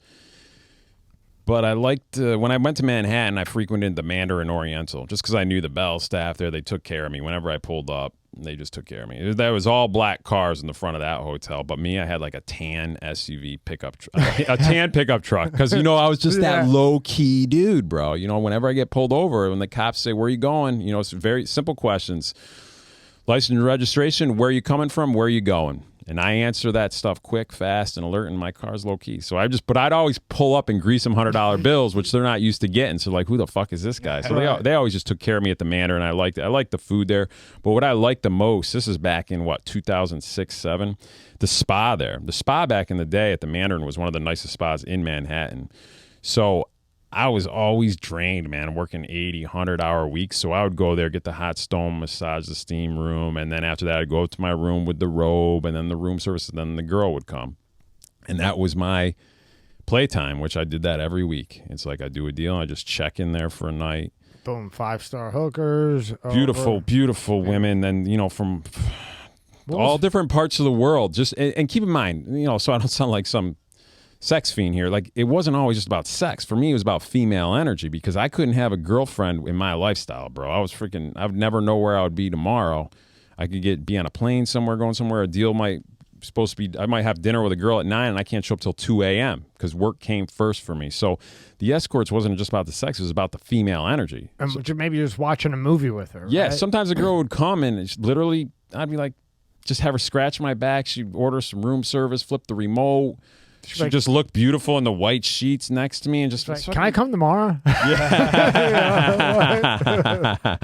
Yeah, you know, and plus if I'm tired too, bro. And here's the deal. Back then, I wasn't the healthiest. Like sexually, when I was doing all that drugs and stuff, bro, I didn't have the sex drive I have now. You know, I was weak. I was eating combo, gas station food, pizza, just living like no awareness of who I was. The only thing I had a target on was money. How much can I get and how quick?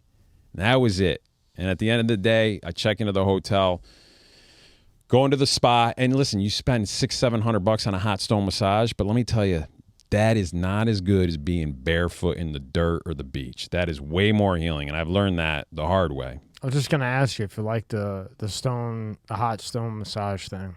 Nah, I've never had one. I thought you did. I love massages. Like I love. Oh, you didn't get the hot thing though? back then. Yeah, I how'd loved, you like yeah, it that back then? Yeah, I loved all that stuff. I used to get the raindrop technique, the essential oils, the steam, you name it. Hang upside down. Fucking. Yeah, dude, I used to love the fucking all the modalities. Whether it's infrared. You know how it is. Yeah, infrared, all that stuff, all that stuff.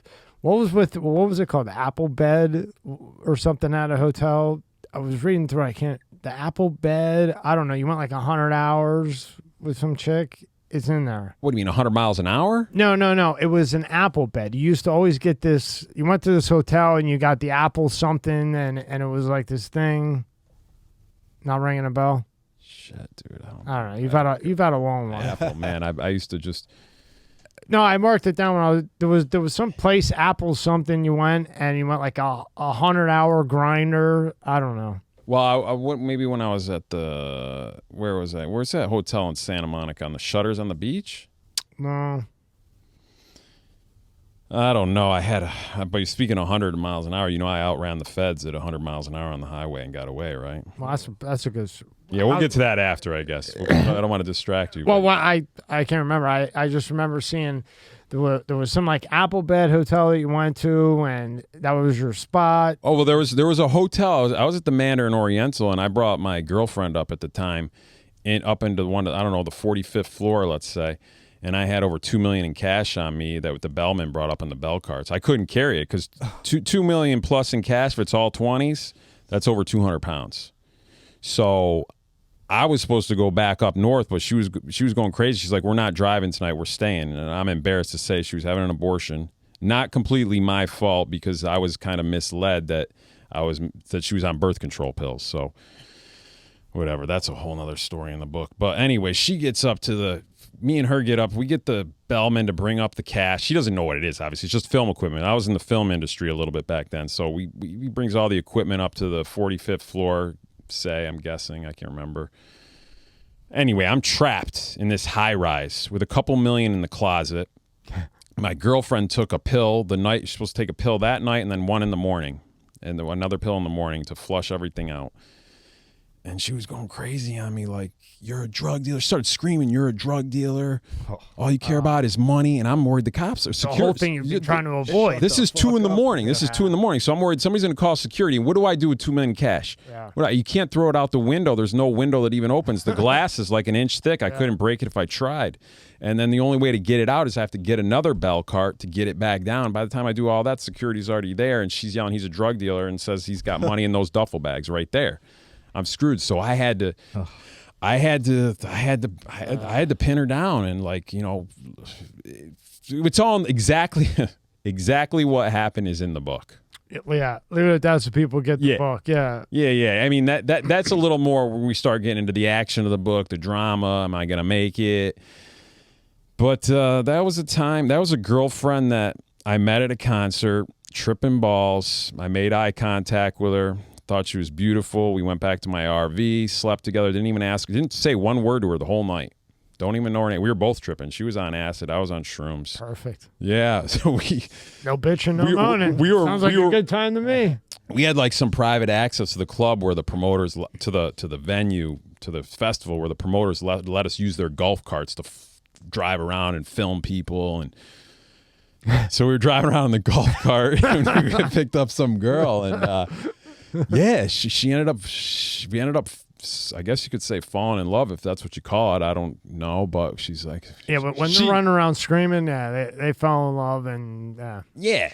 Basically, what it was to me is we had good sex. We Yeah. had good sex, and she somehow weaseled her way into being my business partner and basically living with me. oh boy, And then I was in a position where I was with somebody that had to take pills in the morning, pills at night, and I didn't know that. Like, you know, you have to take something to wake up and something to go to sleep.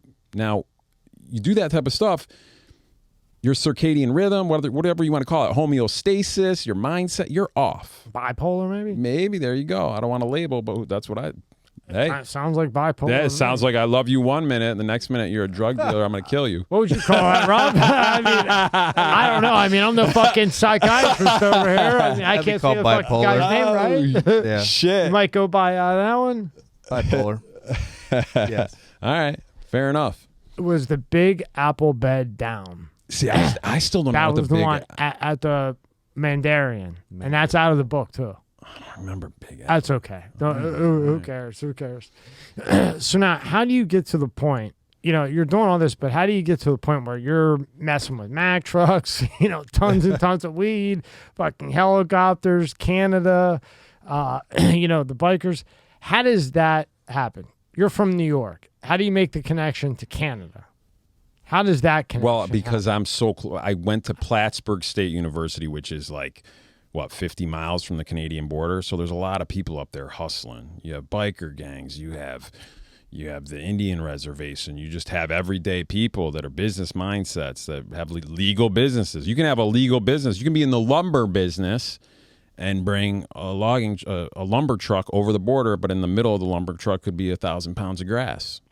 See, I love Indian people. We have an Indian reservation over here, and I'm friends with all of them. I didn't know that Canada had like Indian reservations like that. Well, there's a reservation right on the border between New York and Canada. I think it's called the St. Regis Reservation. You'd have to look it up, but it's on the St. Lawrence River. And they run things on that border right there, right across the river. They run everything. You name it, whether it's immigrants, cigarettes, drugs, guns, whatever. And that's how they make a living because they don't have many opportunities. And I don't blame them. Everybody's got to eat, right? So that's what they resort to. And are they under different rules? Like can they be charged? How does that work with Indian reservations? Because a lot of shit happens there. They have their own like courts. Yeah, like right? technically, like I don't think the feds can go in and seize their assets on their land. Like if you're a big Indian dealer and you have a $60 million house on the reservation, they can bust you, but they can't seize it. Yeah.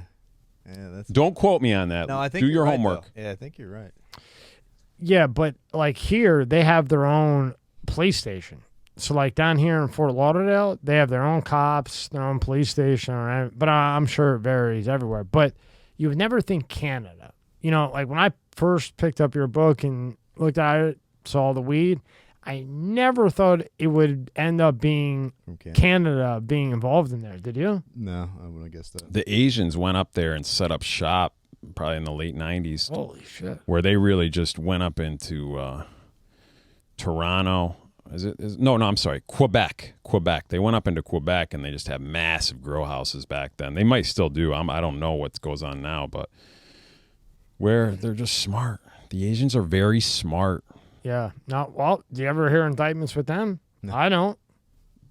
That's a good point. I never hear. I never hear like Operation blah blah blah and 50 Asians go down. Massage parlor. They're just so quiet. They play the long game with everything, even with what they're doing. What's going on in the world right now? Think about it. The U.S. What if the U.S. just gets taken?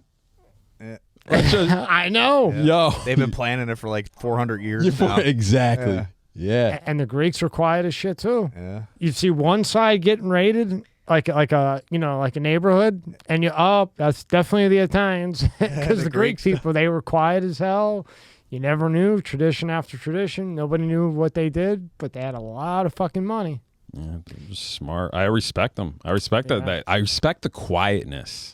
The low key, because it's tough to have all that damn money and just roll around in that Toyota Camry and roll around in those shorts. You know, you were like one of those guys I would run into at the bar with shorts and a ripped up shirt on, and I would just have a conversation. I'd mention to who it was or something. They'd be like, do you know he's worth like $15 billion? I'm like, what?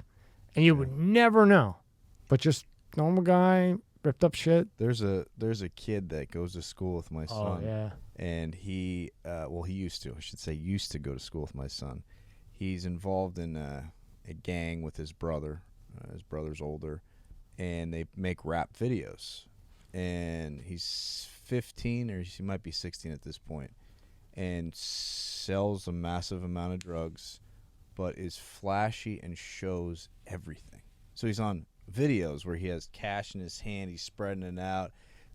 He got arrested before. He's 16.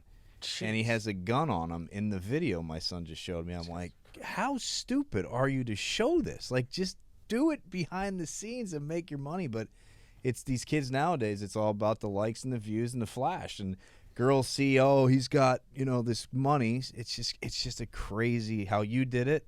What you're saying is way under the radar. I don't know just how some of these kids, and that's why he said the same thing. It'd be good if you could get into some of these schools even and speak with these kids, because they're ruining their lives. I mean, that boy, I always say, I hate to say it, he's either going to wind up dead or in jail. Yeah.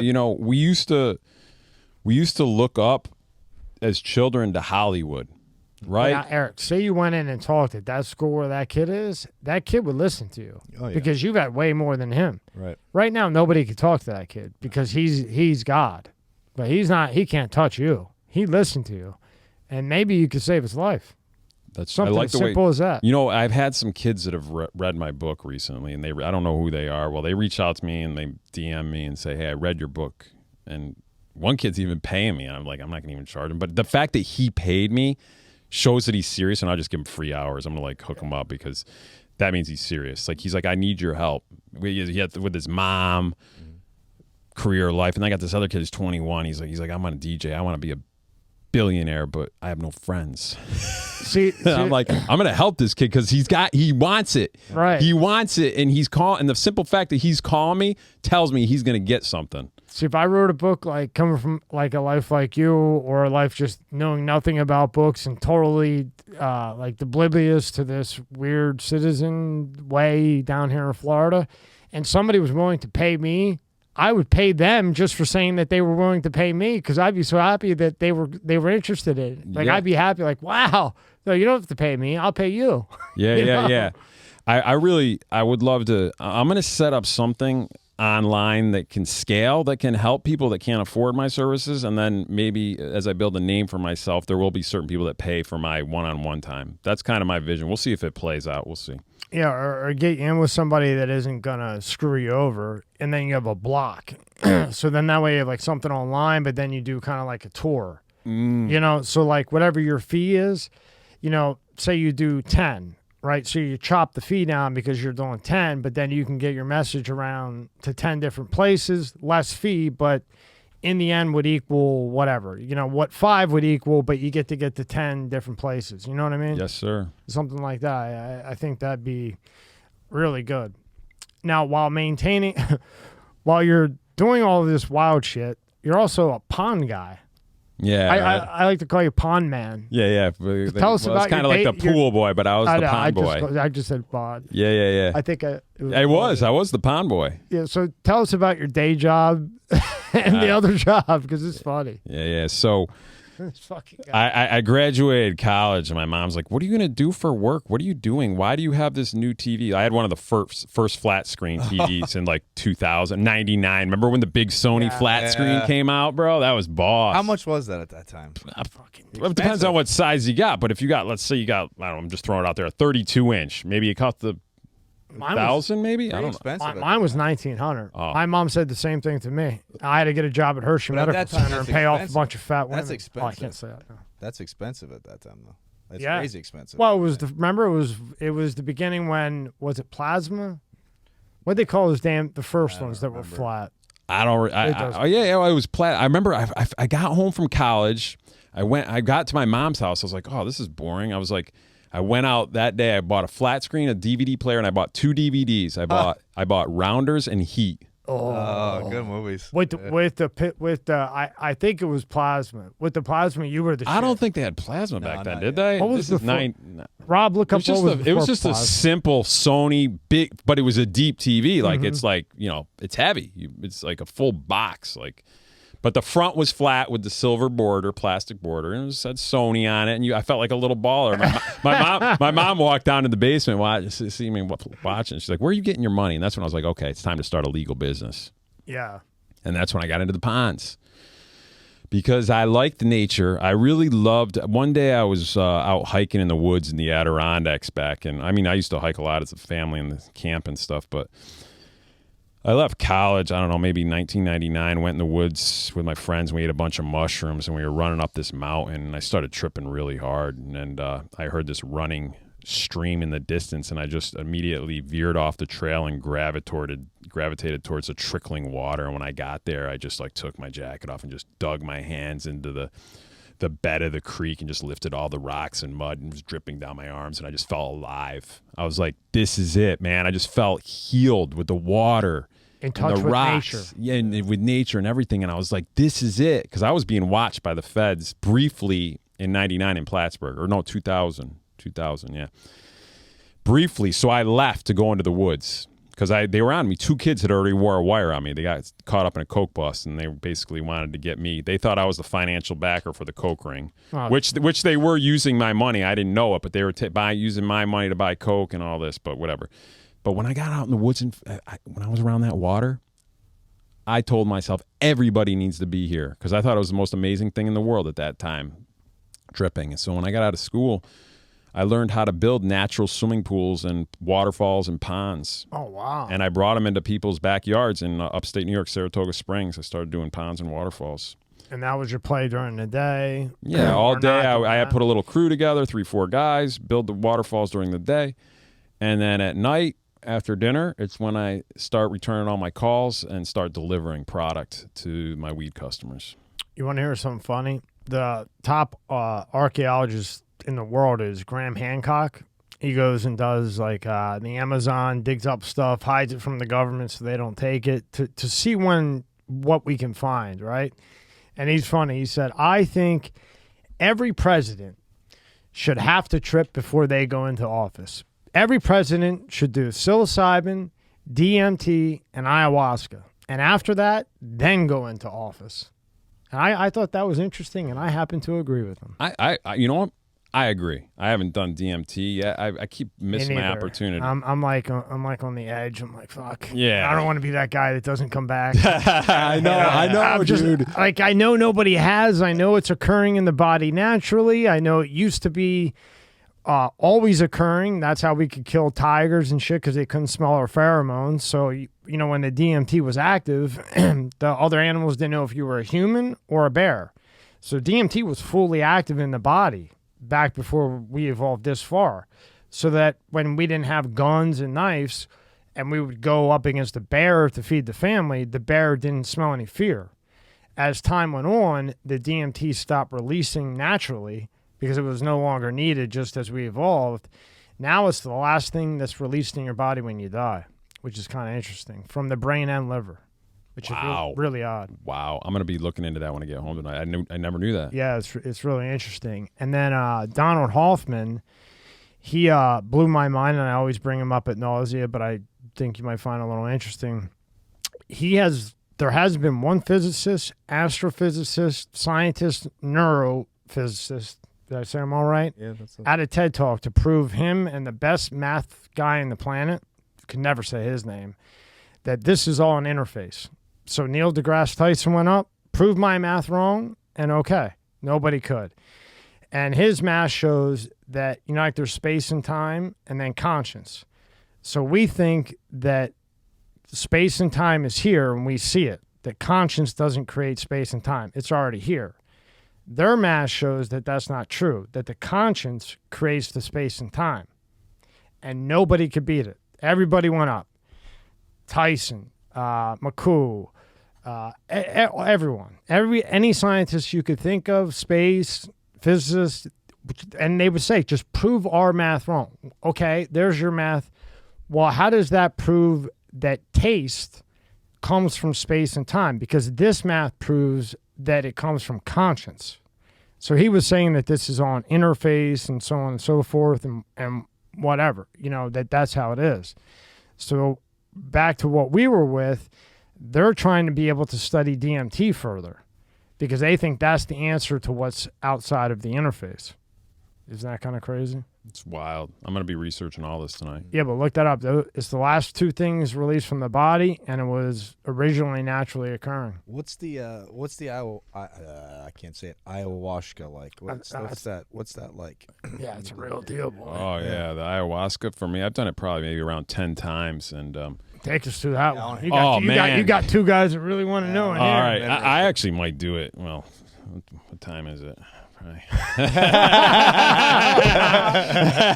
man. Yeah, hey, listen. So here's the situation. I'll get you out in time. Don't worry. Hey, so here, I don't know if I'm ready right now. I'm still integrating from my last ceremony. Well, I did a ceremony 5-6 months ago, and I'm still integrating. The problem is if you do it back to back like this and don't take time to integrate it, you're just, what's the point of doing it, right? Like, I don't like to bleed out my serotonin levels. Like, I like to maintain a homeostasis, healthy lifestyle. So ayahuasca, what it is in a nutshell, basically, it helps me personally. It helps me shed things that no longer serve me in life and helps me line myself up with my purpose. Now, it could help you, could help you shed. If you have a shitty diet, you might vomit. Why? Because you don't need what you ate. You're not eating nutrient-dense foods. Like, you need to be eating nutrient-dense foods. I mean, most of the stuff on the shelf isn't these days, right? Like, they're not whole foods. They're trying to kill us. Yeah. Well, I don't know if it's that. I think it's about the cheapest way we can get it out. Well, I mean, that's debatable. Let's not go there right now. But right. Okay. When you're sending shit to China to be cloned, like with the new stuff, I'm yeah. seeing. Yeah, I'm scared. Like, I'm genetically modified chickens coming out next. Come on, get out of here. Now I'm going to be eating at home all the time. So, anyway, ayahuasca, basically what it does is it helps you shed things that don't serve you. It could be people around you. It could be literally body fat. It could be thoughts, ideas. And then after it gives you messages on what you should focus on and what's important. Most important. Oh God, this is tough to say. Let's backtrack. What does ayahuasca do? Let's just put it this way. Last time I did it, I was curled up in a ball. Like, because normally I'll go. It takes your ego away, right? Oh, yeah, bro. then, compassion, love. Right. Okay, so let me interrupt you for one moment. I apologize. No, sure. No. Okay, so you said that thought, ego. That's a huge thing. There was a time in my life where I never said it, but I simply thought I was better than other people in certain aspects. I never would say it. I'm not that dude, but I thought it, and that's even worse. Because when you think it, nothing's more powerful than thoughts. So for me, it helped me have compassion for everybody, because everybody around you, no matter who they are, they're actually today trying to be the best they can from their perspective and from their environment. You might not agree with it. It might be shit. Like, what you fucking, but No, I agree with you. But it's kind of like the hand that they were dealt. yeah, And here they are. they're trying, and it's allowed me to have, ayahuasca's allowed me to have compassion for everybody around me, whether I like them or not. Now, is that one that is possible that you don't come back from? It's funny you say that. That's why I'm scared to go again.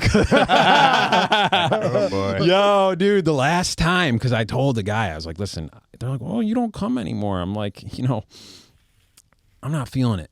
I can get more out of shrooms. I go, if I'm going to come, I want big. I want 2 full cups. And I went big last time. I went big. Like, I don't throw up. Like, there was a time where I actually did want to throw up and I did want to poop, but I couldn't because I was empty. I was clean. So I was just sitting there like spinning. I actually had to leave the ceremony, go into the bathroom, and just sat on the toilet. Didn't have to go to the bathroom. Just sat there, put my hands on my forehead, and just was swirling. And normally ayahuasca works a certain part of my life and it cleans. Like, let's say it might clean relationships or business or family or health and fitness. This dose gave me messages in all areas of life: social, financial, family, love, everything, working out. I got it all in one, and it just came so fast that I was like spinning, and I was just like, I had to slow down and just breathe deeply, and I didn't want to interrupt the rest of the crew, so I went to the bathroom so I could breathe through it. But then I forgot I was in the bathroom, and I just rode out the ceremony till I heard the knock on the door. The shaman was like, "Yo, Eric." Yeah. Then I rolled back into the ceremony, and then I just slipped right back in. It was very blissful, healing. But it was so strong that I'm still working on those messages. So I'm not ready to go back. Like, I want to do everything that I was told with the fitness, with the, writing a letter to my mother. Like, I've been working on a letter for 4 months to my mom, right? Because I don't want to point fingers on anything. It's got to be right. So I haven't done all that. Until I do everything that I was told to do, I won't go back. I can't remember who it was, but somebody else was explaining that like you are, and they said, look at the shapes and look at everything closely because they all mean something. Like, a voice isn't saying go work out. It's just little things that pop up that make it pop. Oh, I should work out. Is it like that? Exactly. Yeah. But there's certain things that might stick longer. Like, I had in a ceremony a couple years ago that I should be writing this book. Like, I was on course. Because there were times I was like, what am I doing writing this book? What am I going to... And I'm like, what's in it for the reader? Big deal. I sold some weed. Who cares? But then the medicine, it told me, no, stay on course, finish this book, and do it. And I started. And as I went through editing my book, I made sure every page that I was dropping knowledge and wisdom, because who cares about my story? What's in it for the reader? Like, that's the key. Like, I want them to read this, and at the end of it, take something from it and apply it to their own life so they can be a better person. And that's what you're doing.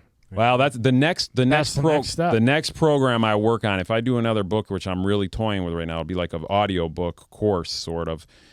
It's going to help people thrive in uncertain times. And I'm going to stay on you on this. And if you speak with kids, you're really going to help. Now, what Hoffman and two other people that agree with him, he's got a big team, is, how you went out kind of this reality and caught that? They think that that's coming, say, like taking the meta glasses off the goggles. Now you're out of the video game. Now you're out. And it's giving you messages, through DMT or ayahuasca to bring back, to fulfill your reason to be here. And maybe your reason to be here was to do all this crazy shit, but then go talk to kids at a time like this and get them on the right path. Like, that's what they really, like, this is an interface. You do that, it pulls you out of the interface, partially what might be out there. That's where these messages are coming from to bring back to here. Because what that whole mass shows is that there's a one, and the one can't feel. It can't feel love, it can't feel taste. And the whole thing is that you're here, I'm here, he's here, so that the one can experience all of those things that the one can't. Now, what the hell the one is, nobody knows. But there is a one mathematically. Wow, that's interesting. But no ego or no nothing. And then once you make the enough right, this is all mathematically. So this isn't Tin Hat Tommy over here. These are guys with like 5 master's degrees, not this idiot, okay? I just am really into it and makes sense to me. So there's a grid, and in life, you make choices on that grid. And depending on which choices you make, depend if you live the same shit over again here until you do make the choices in the grid. Like in a video game, do you take that risk and die to get to the next level, or do you say, not this time? And then once you make enough choices, then you're with the one, and then you're like the god of the galaxies. Sounds tin hat shit, but if you were there and saw the math and saw all the guys not being able to beat them, you would be saying this too, I think. Wow. I'm next time you go into the next dimension, keep that on your mind. How long does the ceremony go for? Is it different for everybody, or is it like you're drinking it's like a tea, like almost like a soup, right? Yeah, it's a tea. It's like a vine that grows in the jungle that they boil down, and the ayahuasca. Sometimes they mix other plants in with it, but it lasts anywhere. Listen, I'm still carrying it, bro. I did it 6 months ago. I'm still carrying it right now. It's not out of me. I'm vibing with it. That's why I'm not ready to go back. But really, where you feel it, where you're not going to get in a car and drive 5-6 hours, and you peak out maybe for 2-3 hours. But I want to touch on something that you just brought up that you made me think about tin hat stuff. I heard the other day somebody I was talking to who's at my property, and he's like, "Hey, listen, Eric." He goes, "The core of the Earth vibrates at 7.5 hertz, and so do us as humans around there, 7.5 hertz. So we're connected to that." He's like, recently in the past year, the Earth jumped up to 30 hertz. And he's like, the people that can jump up to match that are the ones that are going to go into 5D. Because right now we're in 3D. Oh, I see. Shit. That's interesting. Yeah. That's ruined, right? That's some tin hat stuff that I'm gonna have to. So I started looking it up a little bit, then I got sidetracked. I'm gonna go back and look at that. But Probably not tin hat shit. we'll stay on the ayahuasca. But that was something just popped to me like 2 days ago. Crazy, right? So I'm like, I want to get to 30 hertz. Can you Google that? Yeah, See if you can find anything while we're talking. Yeah. Yeah. Fuck. I think he's right. I don't think. Listen, I used to be like, "Oh, you're a fucking tin hat." After, when multiple guys come in with those kind of degrees, I mean, you can call me a tin hat all you want. Call them a tin hat because they got facts. It's not, I think, or I have a theory. It's facts. 7.83 hertz Is what? is how Earth, the frequency that it pulsates Right now? at a rate of 7.83. That's what it says right now. What does the human body pulsate at? How many hertz? Now with psilocybin, and we can go back to the ayahuasca. So with psilocybin, I keep trying it. I tried the bars, I tried the mushroom, and it doesn't do shit. The best thing I got from it was definitely felt more in touch with nature, like grass, trees. I noticed a lot of things, dogs, but it just didn't seem to do much. And I got it from like a celebrity. 7 grams didn't do shit. 7 grams? Holy fuck. I was waiting. Like 5 He'll there. Ask him. text me. Ask He'll be like, him. Yep, just took another Bro. one. I take a screenshot, right? And I'm like, hey, I'm Dead at serious. What? Dead serious. He'll message me and he'll be like, I'm like, what? because I screenshot him and I'm like, hey, I'm at 3.5, and then I'll screenshot him and I'm like, okay, add 2.5. Like, there's something wrong with And that. Dude, no offense, but I wouldn't have sold you shrooms in college. Let me tell you why. This kid, I sold him shrooms. He goes, they better work. I'm like, what are you talking about, work? Yeah, they work. And I run into him on the street at like midnight walking by. He's like, motherfucker, those don't work. He was tripping so hard that he was ready to kill me. Really? He didn't even know he was tripping. Nothing. So, okay, so let me So ask you a weird. question. When you ate 7 grams, were you with friends or by yourself? By myself once, with friends once, then back to by myself once, empty stomach twice, ate a little something once, and then did the lemon thing. And it was candy bar. I ate the whole thing. That was miserable. That candy bar was miserable. It was a 4-gram chocolate candy bar and miserable. Anxiety, just fucking miserable. I fucking hated it. So if you hated it, you were tripping, dude. No, I mean, I fucking hated it. Like, uncomfortable. Like, Oh, okay, so it worked. You had too fucking much, bro. You need to have a gram by yourself and like just That was go a to the beach and candy just bar. go swimming. but then I ate 7 grams Oh, that's of the insane. flour. You can't be eating that. That's crazy. I would never do that. But 7 grams of the flour, a laugh giggly for 30 minutes. What do you mean that flour? The mushrooms? Yeah, I should say flour. Like, The the actual psilocybin, mushroom. yeah. I dip it in peanut butter and eat it. Yeah, that's too much, Yang man. it down. Yeah, you don't want to eat that much. But it didn't do anything. No, it did something. It made you hate it. That's what it No, did. the candy bar made me hate it. The 3 times I did the actual mushroom with peanut butter, just giggles and then tired. You could have been born tripping and you just don't know anything different, bro. No, really, I you don't- know what I'm saying? What if he was just born tripping? I mean, I'm a little off. I don't have a problem admitting I got a few wires crossed. I mean, anybody will tell you that. Oh man, I don't know. I'd have to see what you were eating. If I were to tell you, I would say don't smoke anything. Just chill by yourself. Go to the beach and just have a gram, a small amount, and don't even have any expectations. Do a workout. Get a workout in, or just chill, sit. With you're going to it with expectations. I wouldn't have any. Yeah, maybe that's the That problem. your brain. Because I respect it. When I could feel that grass, remember I told you? And I could feel my dog. That was the other thing. That one time when I was really getting irritated, I was like, I'm breaking through. Fuck this. Because I'm having Hoffman, these guys, and telling me this shit. So I'm like, I'm breaking through tonight. When I got to 7, I was like, eight's going to be the one that I'm not coming back. Yeah, I would be scared to go that big. I mean, I haven't. Maybe in college I went close to that. I don't know. That's pretty big for me. Yeah, I just now when it does hit the psilocybin, take me through that experience. Like when you go all the way, when you want to not just have feel good or whatever, when you want to break through with psilocybin, what is that like? If Rob ever gets balls, or I can ever break through. I went pretty big a couple summers ago, and I went by myself. I went to I have some ponds on my property. They're like deep, 20-foot deep koi ponds. Oh, cool. And I was there, and they never get too close to me because I've never fed them in 14 years. So they live naturally year round, even under the ice. They eat the algae. They keep the ecosystem clean. This time, bro, I was tripping so hard, and I like to go out and do a little yard work, and I like to tinker around. I love shit, so I was like pulling some weeds near the edge of the ponds. And I just started melting down the pole of the rake to where I just collapsed to the edge of the pond. And I just laid in the grass for like, I don't know, it could have been a half hour, could have been 2 hours. And I was just laying there, and I just felt so grounded and good that I didn't get up.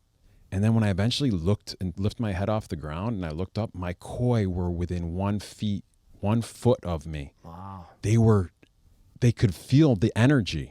I really think they're so smart, bro. It's like the animals in nature. Mm-hmm. I have a buddy. He actually goes up in Alaska. He flies planes into remote locations, drop down, and him and a couple people will walk right up to grizzly bears. Tripping? No, not tripping. Sober. He just holds eye contact with the grizzly. Wow. And if he's got 3 or 4 people around him, they're not going to mess with you if you have like statistically like over 3 people with you and you're close together because you look bigger when you're standing all close together. But what is tripping in mushrooms? I mean, there's one thing that never goes out of style in this world, and that is nature. Everything else goes out of style at one time or another. So nature doesn't go out of style, and shrooms help connect me with what doesn't go out of style, and that's nature, and that's source. So for me, it's just a fresh reminder to me that I'm just a speck and I'm nothing, and that to live more in harmony with the nature. It could be simple things like just eating food from good soils, building with nature rather than against it. There's so many different things. Mushroom's a miracle drug. Listen, I went to the guidance counselors when I was in high school. They didn't do anything for me. Yeah. Okay, but the mushrooms did something for me. Yeah. So what the mushrooms did is they helped me show me the way. Now, they can be done and they can be abused. You could eat 4 grams of mushrooms and go to a party and think your teeth fell out, and then go into the bathroom and look in the mirror and then realize to check if your teeth fell out, and then you look in the mirror and you can't even see your face. Like, that's overdoing it. That's happened to me, and I wasn't really getting much out of that situation to really help me level up. I'm going to lower just in case one of these times. He'll be going, I got 20 grams. Like, what the fuck? No. I think next try I'm just going to, okay, if this is what it does. The one thing I did notice later, I look at the way plants blow. I think they have a conscience of some sort. Like they seem to blow like away when it's about to rain and then blow. That's one thing I did take later from it that really started to fuck me up, where I would sober then just stare when it was about to storm and see how plants and trees fucking know to move a certain way and shit. They always say, like, my grandmother was really good with plants, and she used to talk to them. And I used to be like, she's fucking nuts. Well, she probably went to talking Woodstock, to a bro. fucking plant. She went to Woodstock. And it's like, yeah, come on. But the plants, they said, could feel. And if you talk to them, they're supposed to grow better. I don't know. But, hey, that's a nature thing, man. That's right there. We'll have to have fun sometime. Hey, what you're saying, I believe is true. I do, too. I've seen things like that where I knew when the rain was coming, that I felt that the forest kind of shifted its vibe. I felt things, whether it was curling up or bending, like I've felt that before. And last thing, I'll get off this. I went outside on that 7 gram, and again, I'm working on a computer doing coding at 7 grams, seeing perfectly fine, just laughing at stupid stuff. But I went out barefoot, and I felt energy from the grass. I know that sounds really wild, but it was like almost like shock under my feet, like it had life. You know what I mean? Oh yeah, barefoot ground. I do that every day. interesting. I did it before I come here just so I could settle in with you. I'm serious. I was like, I need to get out barefoot this morning because I was in a high rise this morning. So I was like, I need to ground. I did the barefoot. So the Earth is, what is it? A nucleus or a cell? What does it have? A proton, electrons? Yeah, it's a proton, electron, and then something else. Yeah, like the Earth is surrounded by electrons, the perimeter, and like you need to touch that to ground like every day. We're meant to walk barefoot. It's like we're not meant to have the rubber on our feet is an insulator from what's most important. And that's being grounded every day. I think you'll enjoy this. The other thing I went to everybody I knew after that. Again, I'm still working at 7 grams, but I was thinking a lot of thoughts. And I had told everyone, and maybe even Rob, if I die, I don't want a casket, none of that. I want to be buried in earth where I'm supposed to be. Because I just felt in touch with nature. And back in the day, they would just bury you in the ground so that other animals can eat, because everything's here to eat something else, right? So when I'm dead, don't spend fucking 50 grand on some dumb casket and viewing of me all caked up. Remember me as the moron and put me back in the ground with nature. No, really. Yeah, dude. That's what I want. I know that I believe you, and I think you're right on. Yeah. Now, back to some other crazy shit that we brought up earlier. So you bankrolled a documentary with a nightmare woman that went back to drug dealing. Yeah, I got her to break up with me because I slowly, over the course, I had like a 4-month plan where I was going to tell her I was running out of money.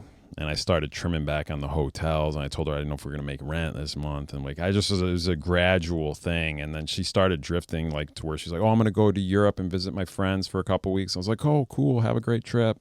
There was no like holding her back. And eventually she moved out. And once she was out, it was rocking and roll time. That's when I started, scaling back up because my business at that time kind of plateaued. I was just maintaining the business. And then once she got out, I kind of picked up a couple extra customers, a couple extra suppliers, a couple extra drivers. Let me put a capture on this. So Rob, he's a drug dealer during the day and decides to bankroll a completely doomed, taken right out of the book, the word doomed documentary with, my opinion, from what I'm just guessing, a complete lunatic. That's horrible, and then has to go move however many pounds of weed all the time. Am I right? Yeah. It was a wild life. So now he's got to go do a documentary he put the money into, hates every second of it, and then he's got to go deal with all this other shit. I mean, you can't make that up. Yeah, I was. But here's the deal. I had this desire, this innate desire, because remember what I said earlier. We all want to be loved and accepted and recognized. We just have different ways. It could be some people might want to be loved and accepted for the attire they wear, the purse or the shoes. Some want to be loved and accepted for the car they drive. Some want to be loved and accepted for their what they give back to the community. Me personally, I always wanted to be loved and accepted, right? And I didn't have much as a kid, and like I said, so once I started making money, I wanted to be seen like quote unquote famous, right? So I'm embarrassed to say, but it was my truth at that time. So I was like, how do I do that? Well, I got to have my own TV show. So I traveled around the country with a small makeshift 5-man production crew. We interviewed over 350 women, rented yachts, penthouse suites, $50,000 parties. I would have smoked a lot of weed interviewing them. Yeah. We talked about time, money, and sex. I had 36 questions that I'd ask them sober, and then at the end of the night after the party, we'd ask them drunk. I bet the answers were a lot better drunk. Yeah, I have so much footage stashed away. I should pull that out someday. Sober will make you never ever want to have a girlfriend again. Oh yeah. Right? It was. Oh my God, I learned so much at that young age. What was I, 25? I learned so much about women. Just probably why I'm still not married. You learned run. Yeah. Run and run fast, right? Yeah. Well, if you find, I mean, I don't want to find the one. Yeah, you got a girl that's going to be down with you in the highs and lows, which I've had in the past once. But oh my God, that TV show, bro, that was a shit show. I spent so much cash. I blew a couple $1 million just like floating around, and I didn't even like. The thing is, it wasn't enjoyable. 1 to 10, would she give me a 1 to 10? Her body, you could bounce quarters off her ass. All right, it was ridiculously tight. Now. You get a pass. Listen, what's hot? I'm not going to talk. I can't say she wasn't out of 10. I said her body was a 10. I didn't say, I'm not going to talk about the downsides. Well, you're not going to marry her. You can overlook the head. Yeah. Listen. Shit, this might. I'm probably not going to get picked up for any more podcasts. I said it. I said it. I'm talking when we were younger. Yeah, that's true. Just being on Tommy, tin hat Tommy. You never heard of everything Butterface? Oh, I know Butterface, but I didn't say it. Tommy said it. I was trying to give you credit that you bankrolled a dying movie, but you could at least bounce a nickel Yeah, listen, off her you have to understand. I met this girl on psychedelics. We had an immediate connection. She's on psychedelics. So let's go throw $2 million into a movie. Yeah, so we decided let's move in together and start a happy family and have babies. And I didn't even know her name, keep in mind, till after I got it. So now, when you were what, netting 5 to 10%. So like when you were making 50 or 60 million, your net was like 2.5, 6 million. You had drivers, warehouses, all that.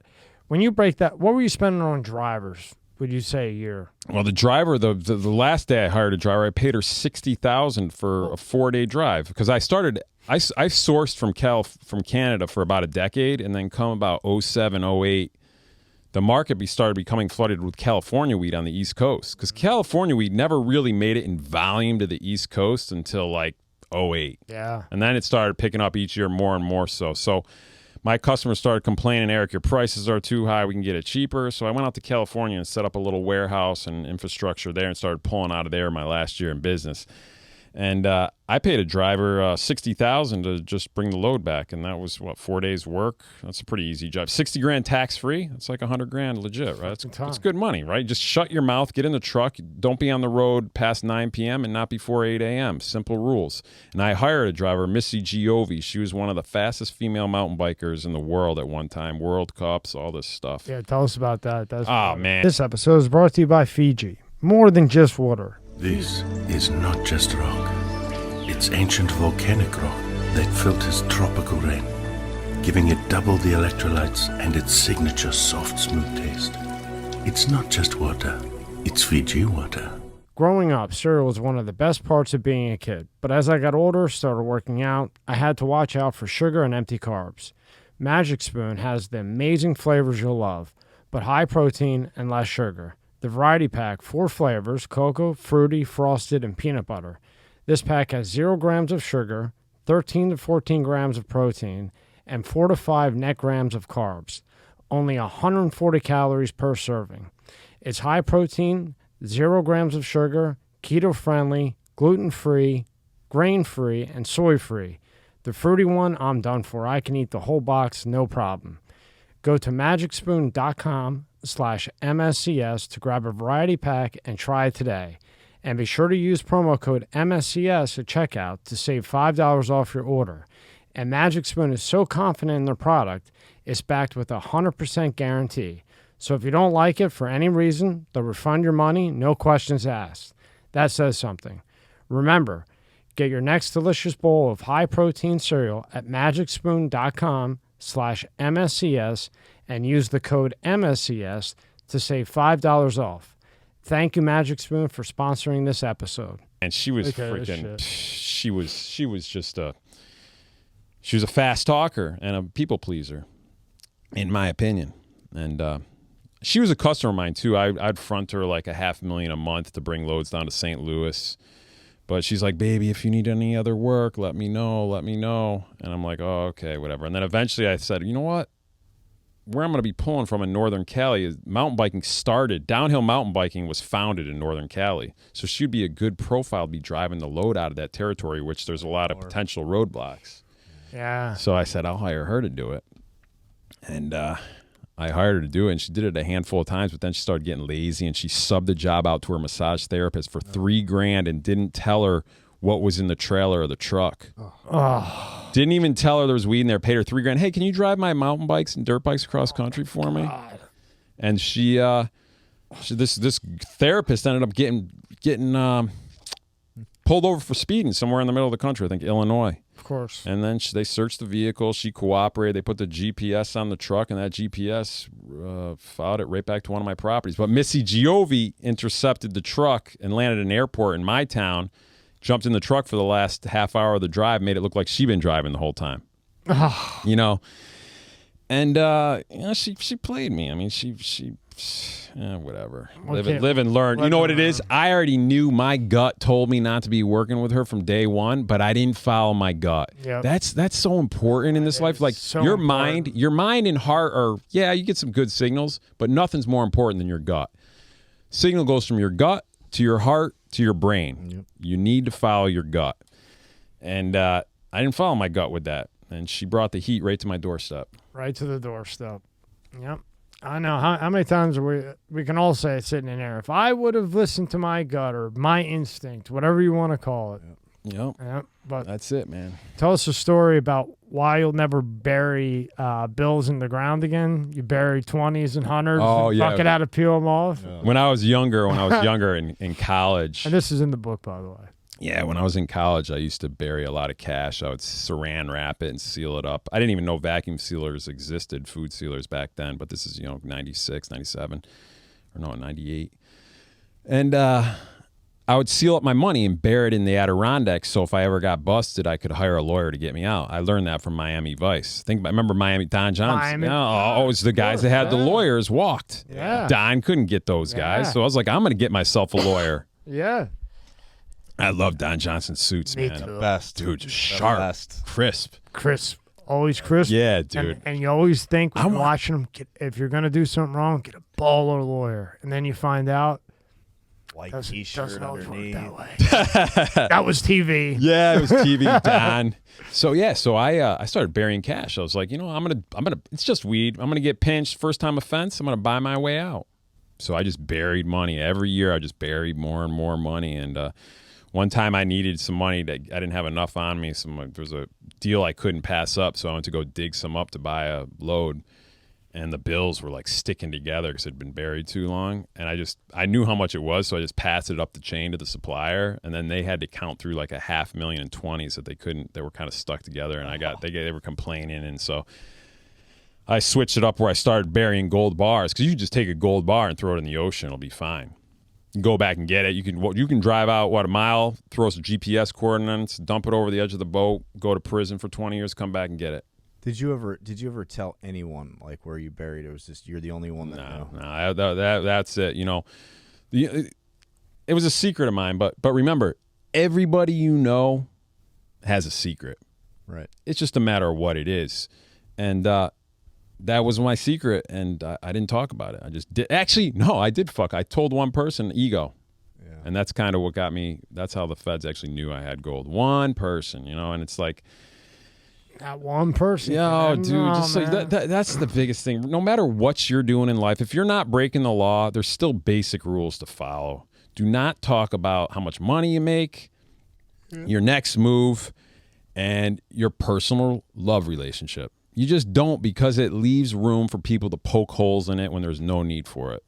Couldn't be said better. Yeah. Right? I mean, that's with anything. Yes, sir. Well, hold on to that one for a minute, right? Yeah. So your first vacation was in what, 2009? My first vacation was the day I got out of jail, bro. Let me tell you. So I got arrested. That load, Missy brought it to me. I got picked up by the feds. Well, I knew they were on to me. I knew the GPS, so I didn't unload the load to my property. I was like, I know they're here. I'm just going to get out of here. I told Missy, go your own way. They're on to us. She's like, what, baby? What are you talking about? I knew she was lying to me, but I exited my property, and I saw, the farther I drove down the road, even a half mile out, I saw the feds sitting in cars, unmarked cars, but you can just tell the vibe, like I know. Mm-hmm. And I pretended I didn't know they were there. And I got up to a red light, a stop sign, veered a left. They were way back behind me because they didn't want to show themselves. There was even a plane. They had a plane circling above too. Now, at that point in time, were you dead set they were for you? Oh, 100%. Did you have an escape route? Well, there's multiple things I could have done at this point. I could get out of there. I could get a passport for $60,000. But then I'm on the run. Like, I'm gone. I'm never going to see friends, family. I'm over. And I'm 30 years old. And I have no priors, dude. So it's like, I didn't know. But before we get there, so I'm driving down some back roads. I lose them. I start taking batteries out of my cell phones and chucking pieces out the window one at a time. And as I'm going about 40 miles an hour down some windy roads. And then I lose them. I get up to another stop sign a few miles down the road. I got rid of most of the evidence. I had a little ledger in my wallet. I chucked that out the window of IOUs. And I have nothing on me except my personal phone. Now I'm like, think, what do I do? I can go back to my house, face them, get arrested, or I can get out of here and go get a passport. 60 grand to be gone. Disappear. And I decided to call my stepfather, and I drove a half hour to go meet him at work. And I lost the feds. The feds were still tailing me, but when I got on the highway, I created a little bit of a traffic jam behind me. It was a 3-lane highway. I had two 18-wheelers on the right of me, and then I got in the left passing lane, and I was just running parallel with the 18-wheelers. We were all in a line. So that created a clusterfuck of traffic behind me, and then the feds were a handful of cars behind that traffic. So then once I decided I got in front of the 18-wheelers, then I punched it. I was doing 100, lost them. They had no clue I'd punched it because I was out of sight. And then I dipped off the next exit, and I got to my stepfather, and I said, here's the deal. I'm going to get arrested in a little bit. I go in your basement. There's $250,000 in a picnic basket. Just use it and bail me out. I was like, what are you talking about? He didn't know what my business was or anything. I just had money in all different places. It's kind of like backup after backup. Backup after backup out of back. Because I've been in a position where I didn't know where to fucking go. Listen, I didn't get into this, but there was a time in my childhood when I was ready to jump, man. Like, we won't get into that now. It's into the book, but when you don't know if you're going to make it and you're ready to jump and call it quits, you never want to go back there, and you will do anything to survive. I understand. And that was my mentality at all times, survival. This wasn't about being baller, rims, all that shit. Yeah, I like the nice girls and nice hotels, but after that, everything else is just kind of whatever. It doesn't. But in reality, it was survival mode. Yeah, survival mode. But I decided to drive back, and I went back to the house with the feds.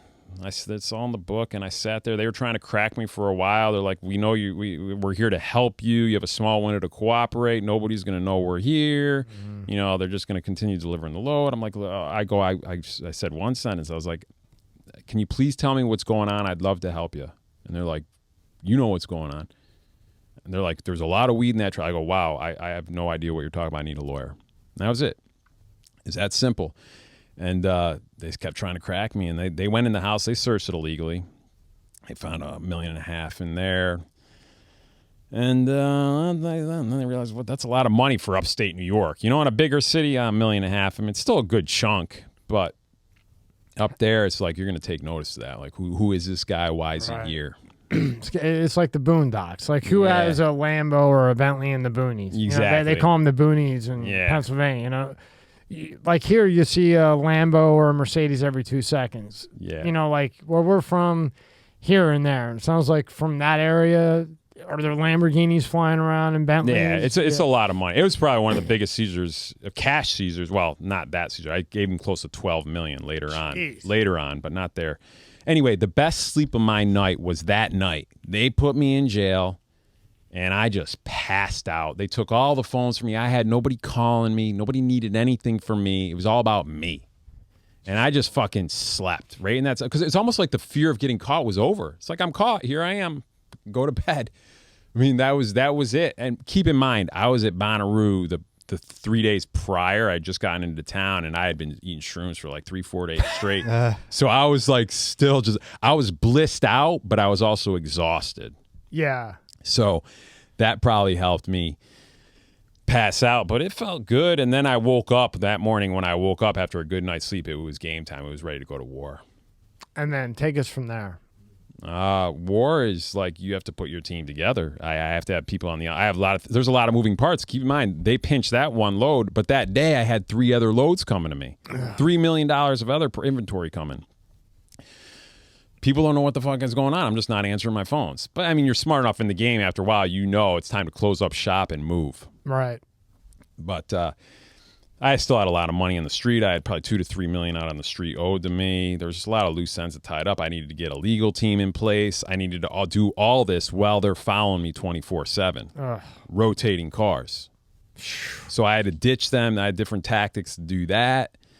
And there's just a lot of moving parts. It's like a military mindset right there. Yeah, I mean, you must have woken up every day with like literally a mapped out game plan. Oh, yeah. When the feds are onto you, believe me, they know what you eat for breakfast. They know what type of laundry detergent you use. They know what you sound like in bed. Fucking trash. Everybody always forgets that. Oh, yeah, they go through the trash. I Everything. was on that. I had that pretty dialed in at a young age. But Yeah, they go through everything. And then the best part is, like we were talking about, that pre-trial. They'll just let you sit in that damn pre-trial.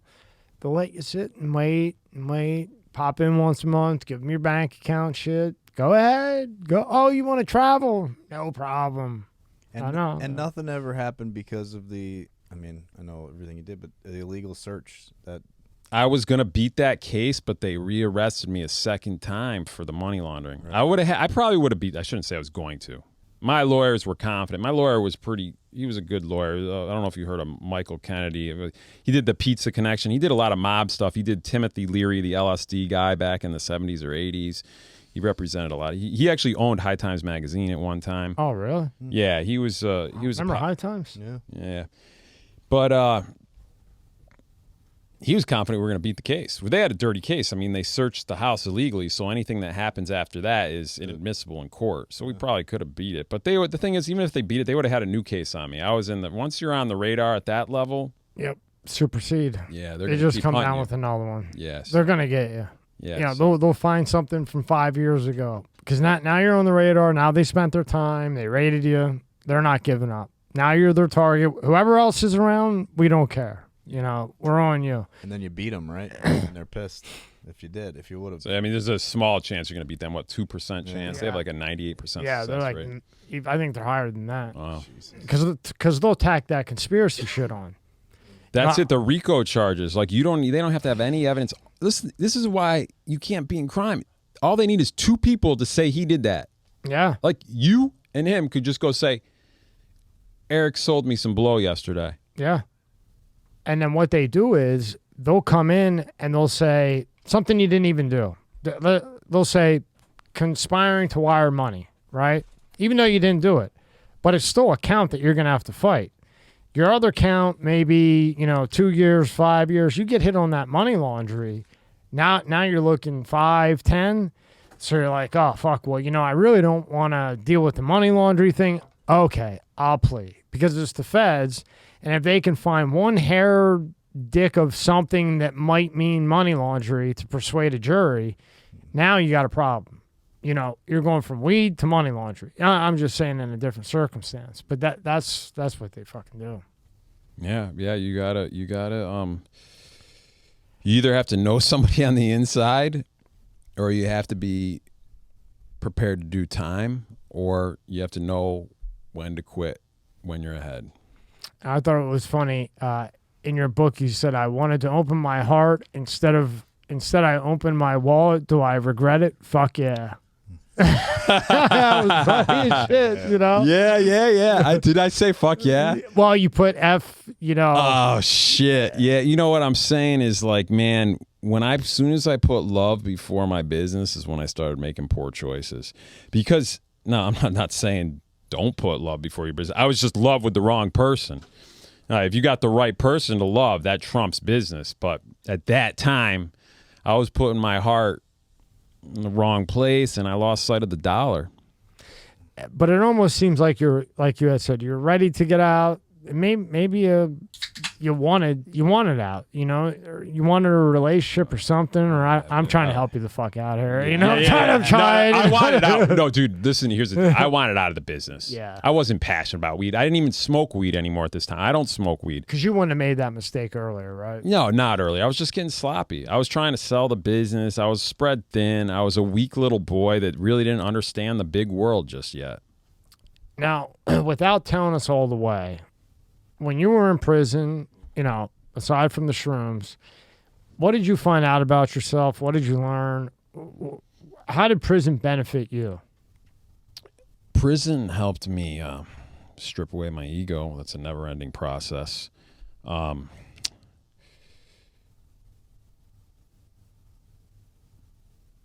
Prison was a place to really reflect on what's most important in life. I spent a lot of time trying to be somebody for everybody else around me based on things we were raised, maybe in our childhood. You know, most of us are programmed age 1 to 7. Maybe we were programmed to have nice things and drive a faster. I like fast cars, but I don't necessarily care about the name brand anymore. But back then, if I had a Rolls Royce, that might make more people like me than if I drive a Toyota Camry. Mm-hmm. And I had that mindset where I wasn't even aware of it, but I was being liked for what I had rather than who I was. And this is something most people don't realize till they're on their deathbed. And I had a chance to realize it in a prison cell. I had a lot of people around me that liked me for what I had rather than for who I was. So right now it's like I'm really careful with who I hang out with. I'd rather stay home alone and just recenter and recharge than go spend my energy with a crew that just likes me for what I have. And I get why certain people like that, because other people are trying to survive. So maybe I can offer them an opportunity to help them out because I have money. Money is very important. Also makes them look better, but then something happens to you, they're not going to be there. Yeah, they're not going to be there. Experience. The thing, yeah, of course, because there's not enough time for friends. You know how many friends I really have?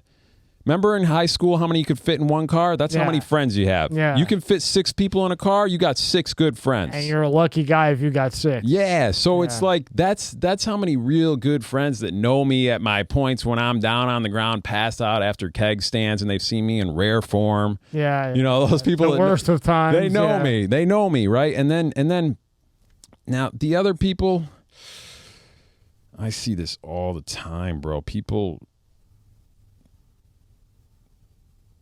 it's happening everywhere, dude. People trying to be accepted for what they have and rather than what they are. Like, dude, I listen, I have a closet full of Ferragamo shoes. They're not comfortable. No, I'm wearing my fucking Zeros right now, bro. These things are $110. I'm not wearing the Ferragamos because they're not comfortable to me. These are comfortable. But do they look cool? Not really. But my life right now is about comfort. I really have nothing to prove to the world anymore. I used to do that. I want to help the world. I do want to make money because I like to. Shit costs money. Like I still like nice hotels. I still like, you know. Oh, I agree with you, and I agree with the Ferragamo. They're too narrow. I don't know. It's just like I have several pairs, and I'm just like I try to fit in. Maybe I'm getting picked up in a Rolls Royce or something. I'll throw on my Ferragamo, say, but I'm not comfortable. I'm not fucking comfortable. So you know what? The next time they call me, I'm not going to hang out. I'm not good. Probably. Actually, there's certain people I've hung out with that different cities are certain. I have certain friends that have, you know, big money. I have certain friends that have no money. Doesn't matter. But you know what did that for me? What? NAD. You know, like they do the NAD IV. Oh yeah. But that's the USA way, the Portugal way, the Panama way, the other country way, where they use it for addiction, they use it to mental repair, they use it for anxiety. Like I mean, the list is from here to the end. Anti-aging, it's 30 days straight, but it repairs like misfires and everything else. At about day 12 on the 30 days, that's when I got like that, where I was like, who gives a fuck about these shoes and the fucking Porsche and this and that? I mean, not that I don't care because I'm still a human, but it's not like the end of the world to me anymore. You know, like 10 years ago, if this wasn't Giorgio or Armani, not Imperio, Giorgio or whatever else was like the $900 t-shirt, I wouldn't wear it. This is fucking off Amazon for like $19. I just don't care. Yeah, it's smart. You know, but I used to be like, have to have the best jeans, the best shoes, the best socks that I didn't even wear or like. Yeah, you know, and I have these jeans. I have different jeans. Like I have a bunch of the AGs. They were like a trend, I don't know, 5-10 years ago. I have them. And they freaking wear out. I wore them 5 times and I got a hole in my butt right where the freaking, whatever, by the pocket. I'm like, well, they fit fuck? in now, bro. like, It's like, I think I got a hole. But I'm glad they brought Levi's back in style because the Levi's the real jean that doesn't break. That's my favorite jean. Dude, they're a little bit, but Page jeans, you could sleep in them. I think I have Page on. That's what I have. Yeah, they're like pajamas. I think I do. These are lightweight. I kind of like them because it's hot. Yeah, that's what I have. What's Yeah. that called? Yeah. Page? Yeah, they're called Page. Fuck, we should get a shout out to Page right now, dog. Yeah, dude, you can sleep in them, right? This podcast brought to you by Page. They're like pajama pants almost. Really. Yeah, that's Ad pretty right soft. here If for that's Page. what I don't know what mine are, but I think there's something like that. But anyway, Yeah, they look like them. so prison, really sitting in a prison cell put me in a position where I'm confident enough not having all the things that the clever marketers have convinced me to buy. Like you're very good at convincing me to buy that when you throw that blonde girl on your shoulder with that Gucci belt. I'm like, damn, I want that Gucci belt. Yeah. You know what Yeah. I'm saying? But hey, you don't got me anymore. Yeah, they can't pull they can't pull it on me. So like now I dress for comfort. I know what the best base layer is. It's Merino wool, like smart wool. It's the best layer you can wear because no matter what, you sweat in it. It's like the socks, the underwear, the shirt, like it's the best of the best. It's top shelf, but the shit costs about $30, $50, $100. Doesn't cost $500, but it's the top shelf. But people don't know. Maybe if smart wool puts some really high-end models in their things, they could charge $900, but they don't, which thankfully they don't. That's good. So I don't know where we're going. Oh, where we're going with this is this. Let it go. Yeah, a prison cell really taught me to be accepted for who I am rather than who I was told to be, specifically by clever marketers. Yeah, and that's what it is. You know, like the last thing on this, when I had an engineering firm, I had to wear suits all the time, like high-end suits. You know, Zana, the other one, like $7,000, $8,000 for a fucking suit. But then they have like this other Zana that's $3,000, but it's not like the brand. Like there's Zana and then like Zana X, right? And Zana X is $3,000 cheaper. No fucking difference. It's just that when you go somewhere and grab something, you go all the way out so everybody knows it's Zana. You know what I mean? And thinking back, it's like so stupid. When they wouldn't even have known if I would have worn a Calvin Klein fucking suit. I did that the other day. I went to an award ceremony. This guy comes up and he goes, "Wow, where'd you get that suit at?" I go, "This was an Amazon special, $45.99, and then the white T-shirt." He goes, "Damn, that looks really good, though." I'm like, "Yeah, man, whatever." Yeah, it's about the fit. Yeah, we could get a lot of shout outs here to close, but we'll save that till we get paid. Yeah, we'll wait for that one, right? So now everything that you've been through, you know, the jail, the craziness, and now you're looking at the world the way it is right now. What is your take on, not politically, just in general, the United States? Like, is your mind like, what is going on? Well, I know what's going on. Just being you. I'm not what is going on. I know what's Well, going on, yeah. but it's in my opinion. Or but that it's actually come this far. et things are cetera. changing very fast. So originally, technology was invented to make our lives easier. Right. And in many ways, it has made our lives more complicated. People are struggling to keep up. You buy a piece of technology or hardware right now, by the time you learn how to use it, it's already probably out of date. Yep. So people are running around like maniacs trying to keep up. You know, you got a 401. You put all your money, you're convinced, okay, put all your money in a 401k. And then what? Every 7 to 10 years, we'll drop the market and take a little. That 401k is the biggest scam in the planet. But They we should be won't, indicted. you know.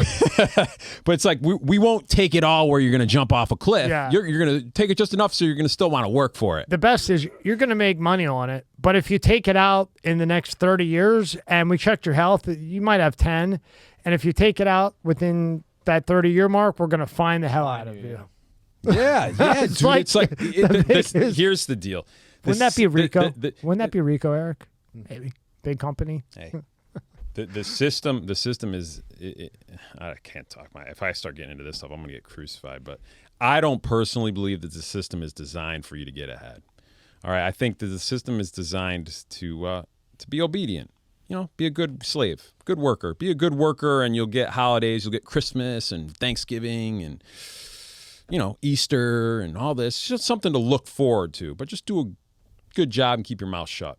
You know? Yeah. And we'll take care of you. We Yeah. got your 401k. You got your everything's going to be okay. Trust us. Okay. Trust us. Okay. So the world as a whole, I think, and there's no one person to blame. It's not like you can point your finger and say, oh, it's this guy. Because whoever that guy is that you're pointing, chances are you'd probably do the same thing he's doing if you were in his position. Well, he's answering to 5 big companies, and he has no choice. But he's not even the one answering. It's the person behind that person, behind that person, behind that person, to a whole board of 5 companies that are all interconnected, that this is what we want, and this is how it's going to go. And it's exactly what you said. Before you know it, oh, here's a cell phone. Here's your rent payment. Here's grocery money. Here's digital currency. Here's this. You be obedient. You do what we say. Blah, blah, blah, blah, blah, blah, blah. Because really, we want to get rid of you. Because really, we just want the elite, and we want our slaves. Yeah. And then that middle, we want AI. Yeah, and you know, and it's going to be easy to do because in the old days, you were born, you had a birth certificate, you had a social security number, you had a driver's license ID. Now, the future is you're going to be born, you're going to be on the blockchain. Yep. You're going to have a number on the Right. blockchain. That's an immutable ledger. And guess what? You misbehave, power off. Yep. You are no longer connected to anything. Your car won't start. You're not getting food until you misbehave. You're in timeout.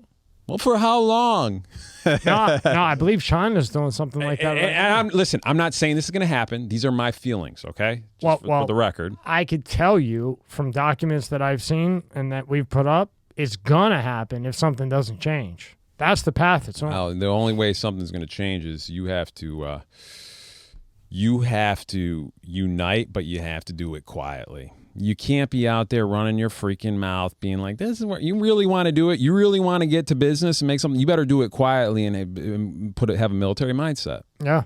And you have to know how to organize a crew. And back to social media, these people that have, And by the way, what you're saying, the smartest guy in the world that's alive, maybe ever, he's right there with Tesla. He's 220. 220. Tesla might have been 230. Einstein was 160. We had him for 3 hours. What you just said is what he said. Yeah, he said the same thing. More, a little more vulgar. Yeah, a little more revolt. But like based yeah. what you said. Not crazy. Yeah, I mean, but to do it, you have to be. It has to be orchestrated properly because if it's just a few people here and there, you're going to get shut down. You got to clip their wings immediately. Mm-hmm. You got to paralyze them. Yeah, and the only way to do that is, oh God, dude, I wish I had. I don't have the answer, but you can start by not spending your money on bullshit. You better start eating. You need to. First off, everybody needs to. Most of your money should be spent on whole foods from the earth. You need to mentally become strong, and then once you are strong, you will have better communication amongst your peers, and then you will figure out a plan amongst your peers. For some reason, I'm going off a tangent here. Something popped to my head about social media we were talking about earlier. Once you have over 150 people in a tribe, communication starts breaking down. Yeah. It's called Dunbar's Law. Mm-hmm. So even on social media, you are praised for having more friends and more followers, but it's really like when you get to a certain point, you have too many. That's when chaos evolves. So it's okay if you only have a few friends or a few people to make a change. Yeah. And,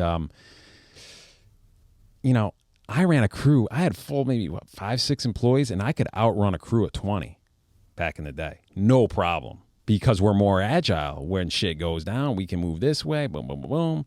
And less people to depend on. Yeah, you have to have a smart, tight crew and be healthy and have good communication, have a good purpose. Don't be out there to hurt anybody and do this, but be about how can we really survive and make the world a better place for us where we're not literally controlled by a button. That's true. Well, when you start speaking, which hopefully soon, AJ, I want you to announce it on here or come back and let everybody know because you really the kids need it, man. The kids really need it. Let's go through everything. Yep. Your website, we'll have all this at the top of the description and throughout the video. Speaker coming soon. Get the book. That'll make you really want him to speak, or the Kindle. Instagram. Yeah, Eric Canori. The way you spell my last name is Canori. Yeah, well, I have that right at the top. top. I read DMs too, so just don't make them too long. If it's under 5 sentences, I'm down. So he reads his messages. Yep. I'm not super famous here. Look at dude. That's the thing. People, I haven't bought any followers. I can't stomach doing that. they'll just drop off anyway. Yeah, I just can't stomach doing it, and I don't post enough Or you'll because get I'm still not confident. I don't even know what to post about, but I will. I will start posting daily once I lock in my mission, which will happen this winter. Yeah. Once you have your, once you have your game plan, Yeah. like you always do, they'll Yeah. pop up. You're just not attacking because you don't have everything right. You don't want to do that. Yeah. If you try to do it that way, they're just going to drop, and then you look like an idiot. Exactly. You know what I mean? Yeah. You don't need to. Exactly. You're smart.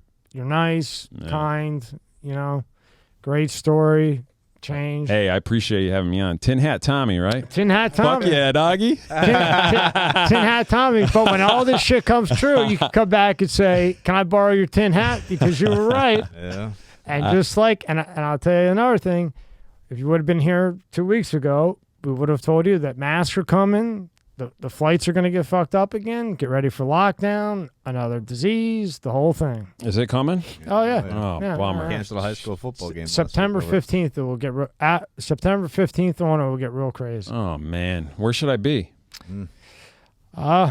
Home, Let's not tell everybody. 'Cause Yeah. just you tell me after. I'll tell you after. Upstate New York. I'll tell you guys after. I have a really good idea. I got one more quick question. Yeah, for you. yeah, yeah. So you buried all this gold, you buried all this cash, you buried all of it. Is there anywhere that it's still out there that you maybe even forgot? Like, oh fuck me. That's a great question. I don't know the answer. If you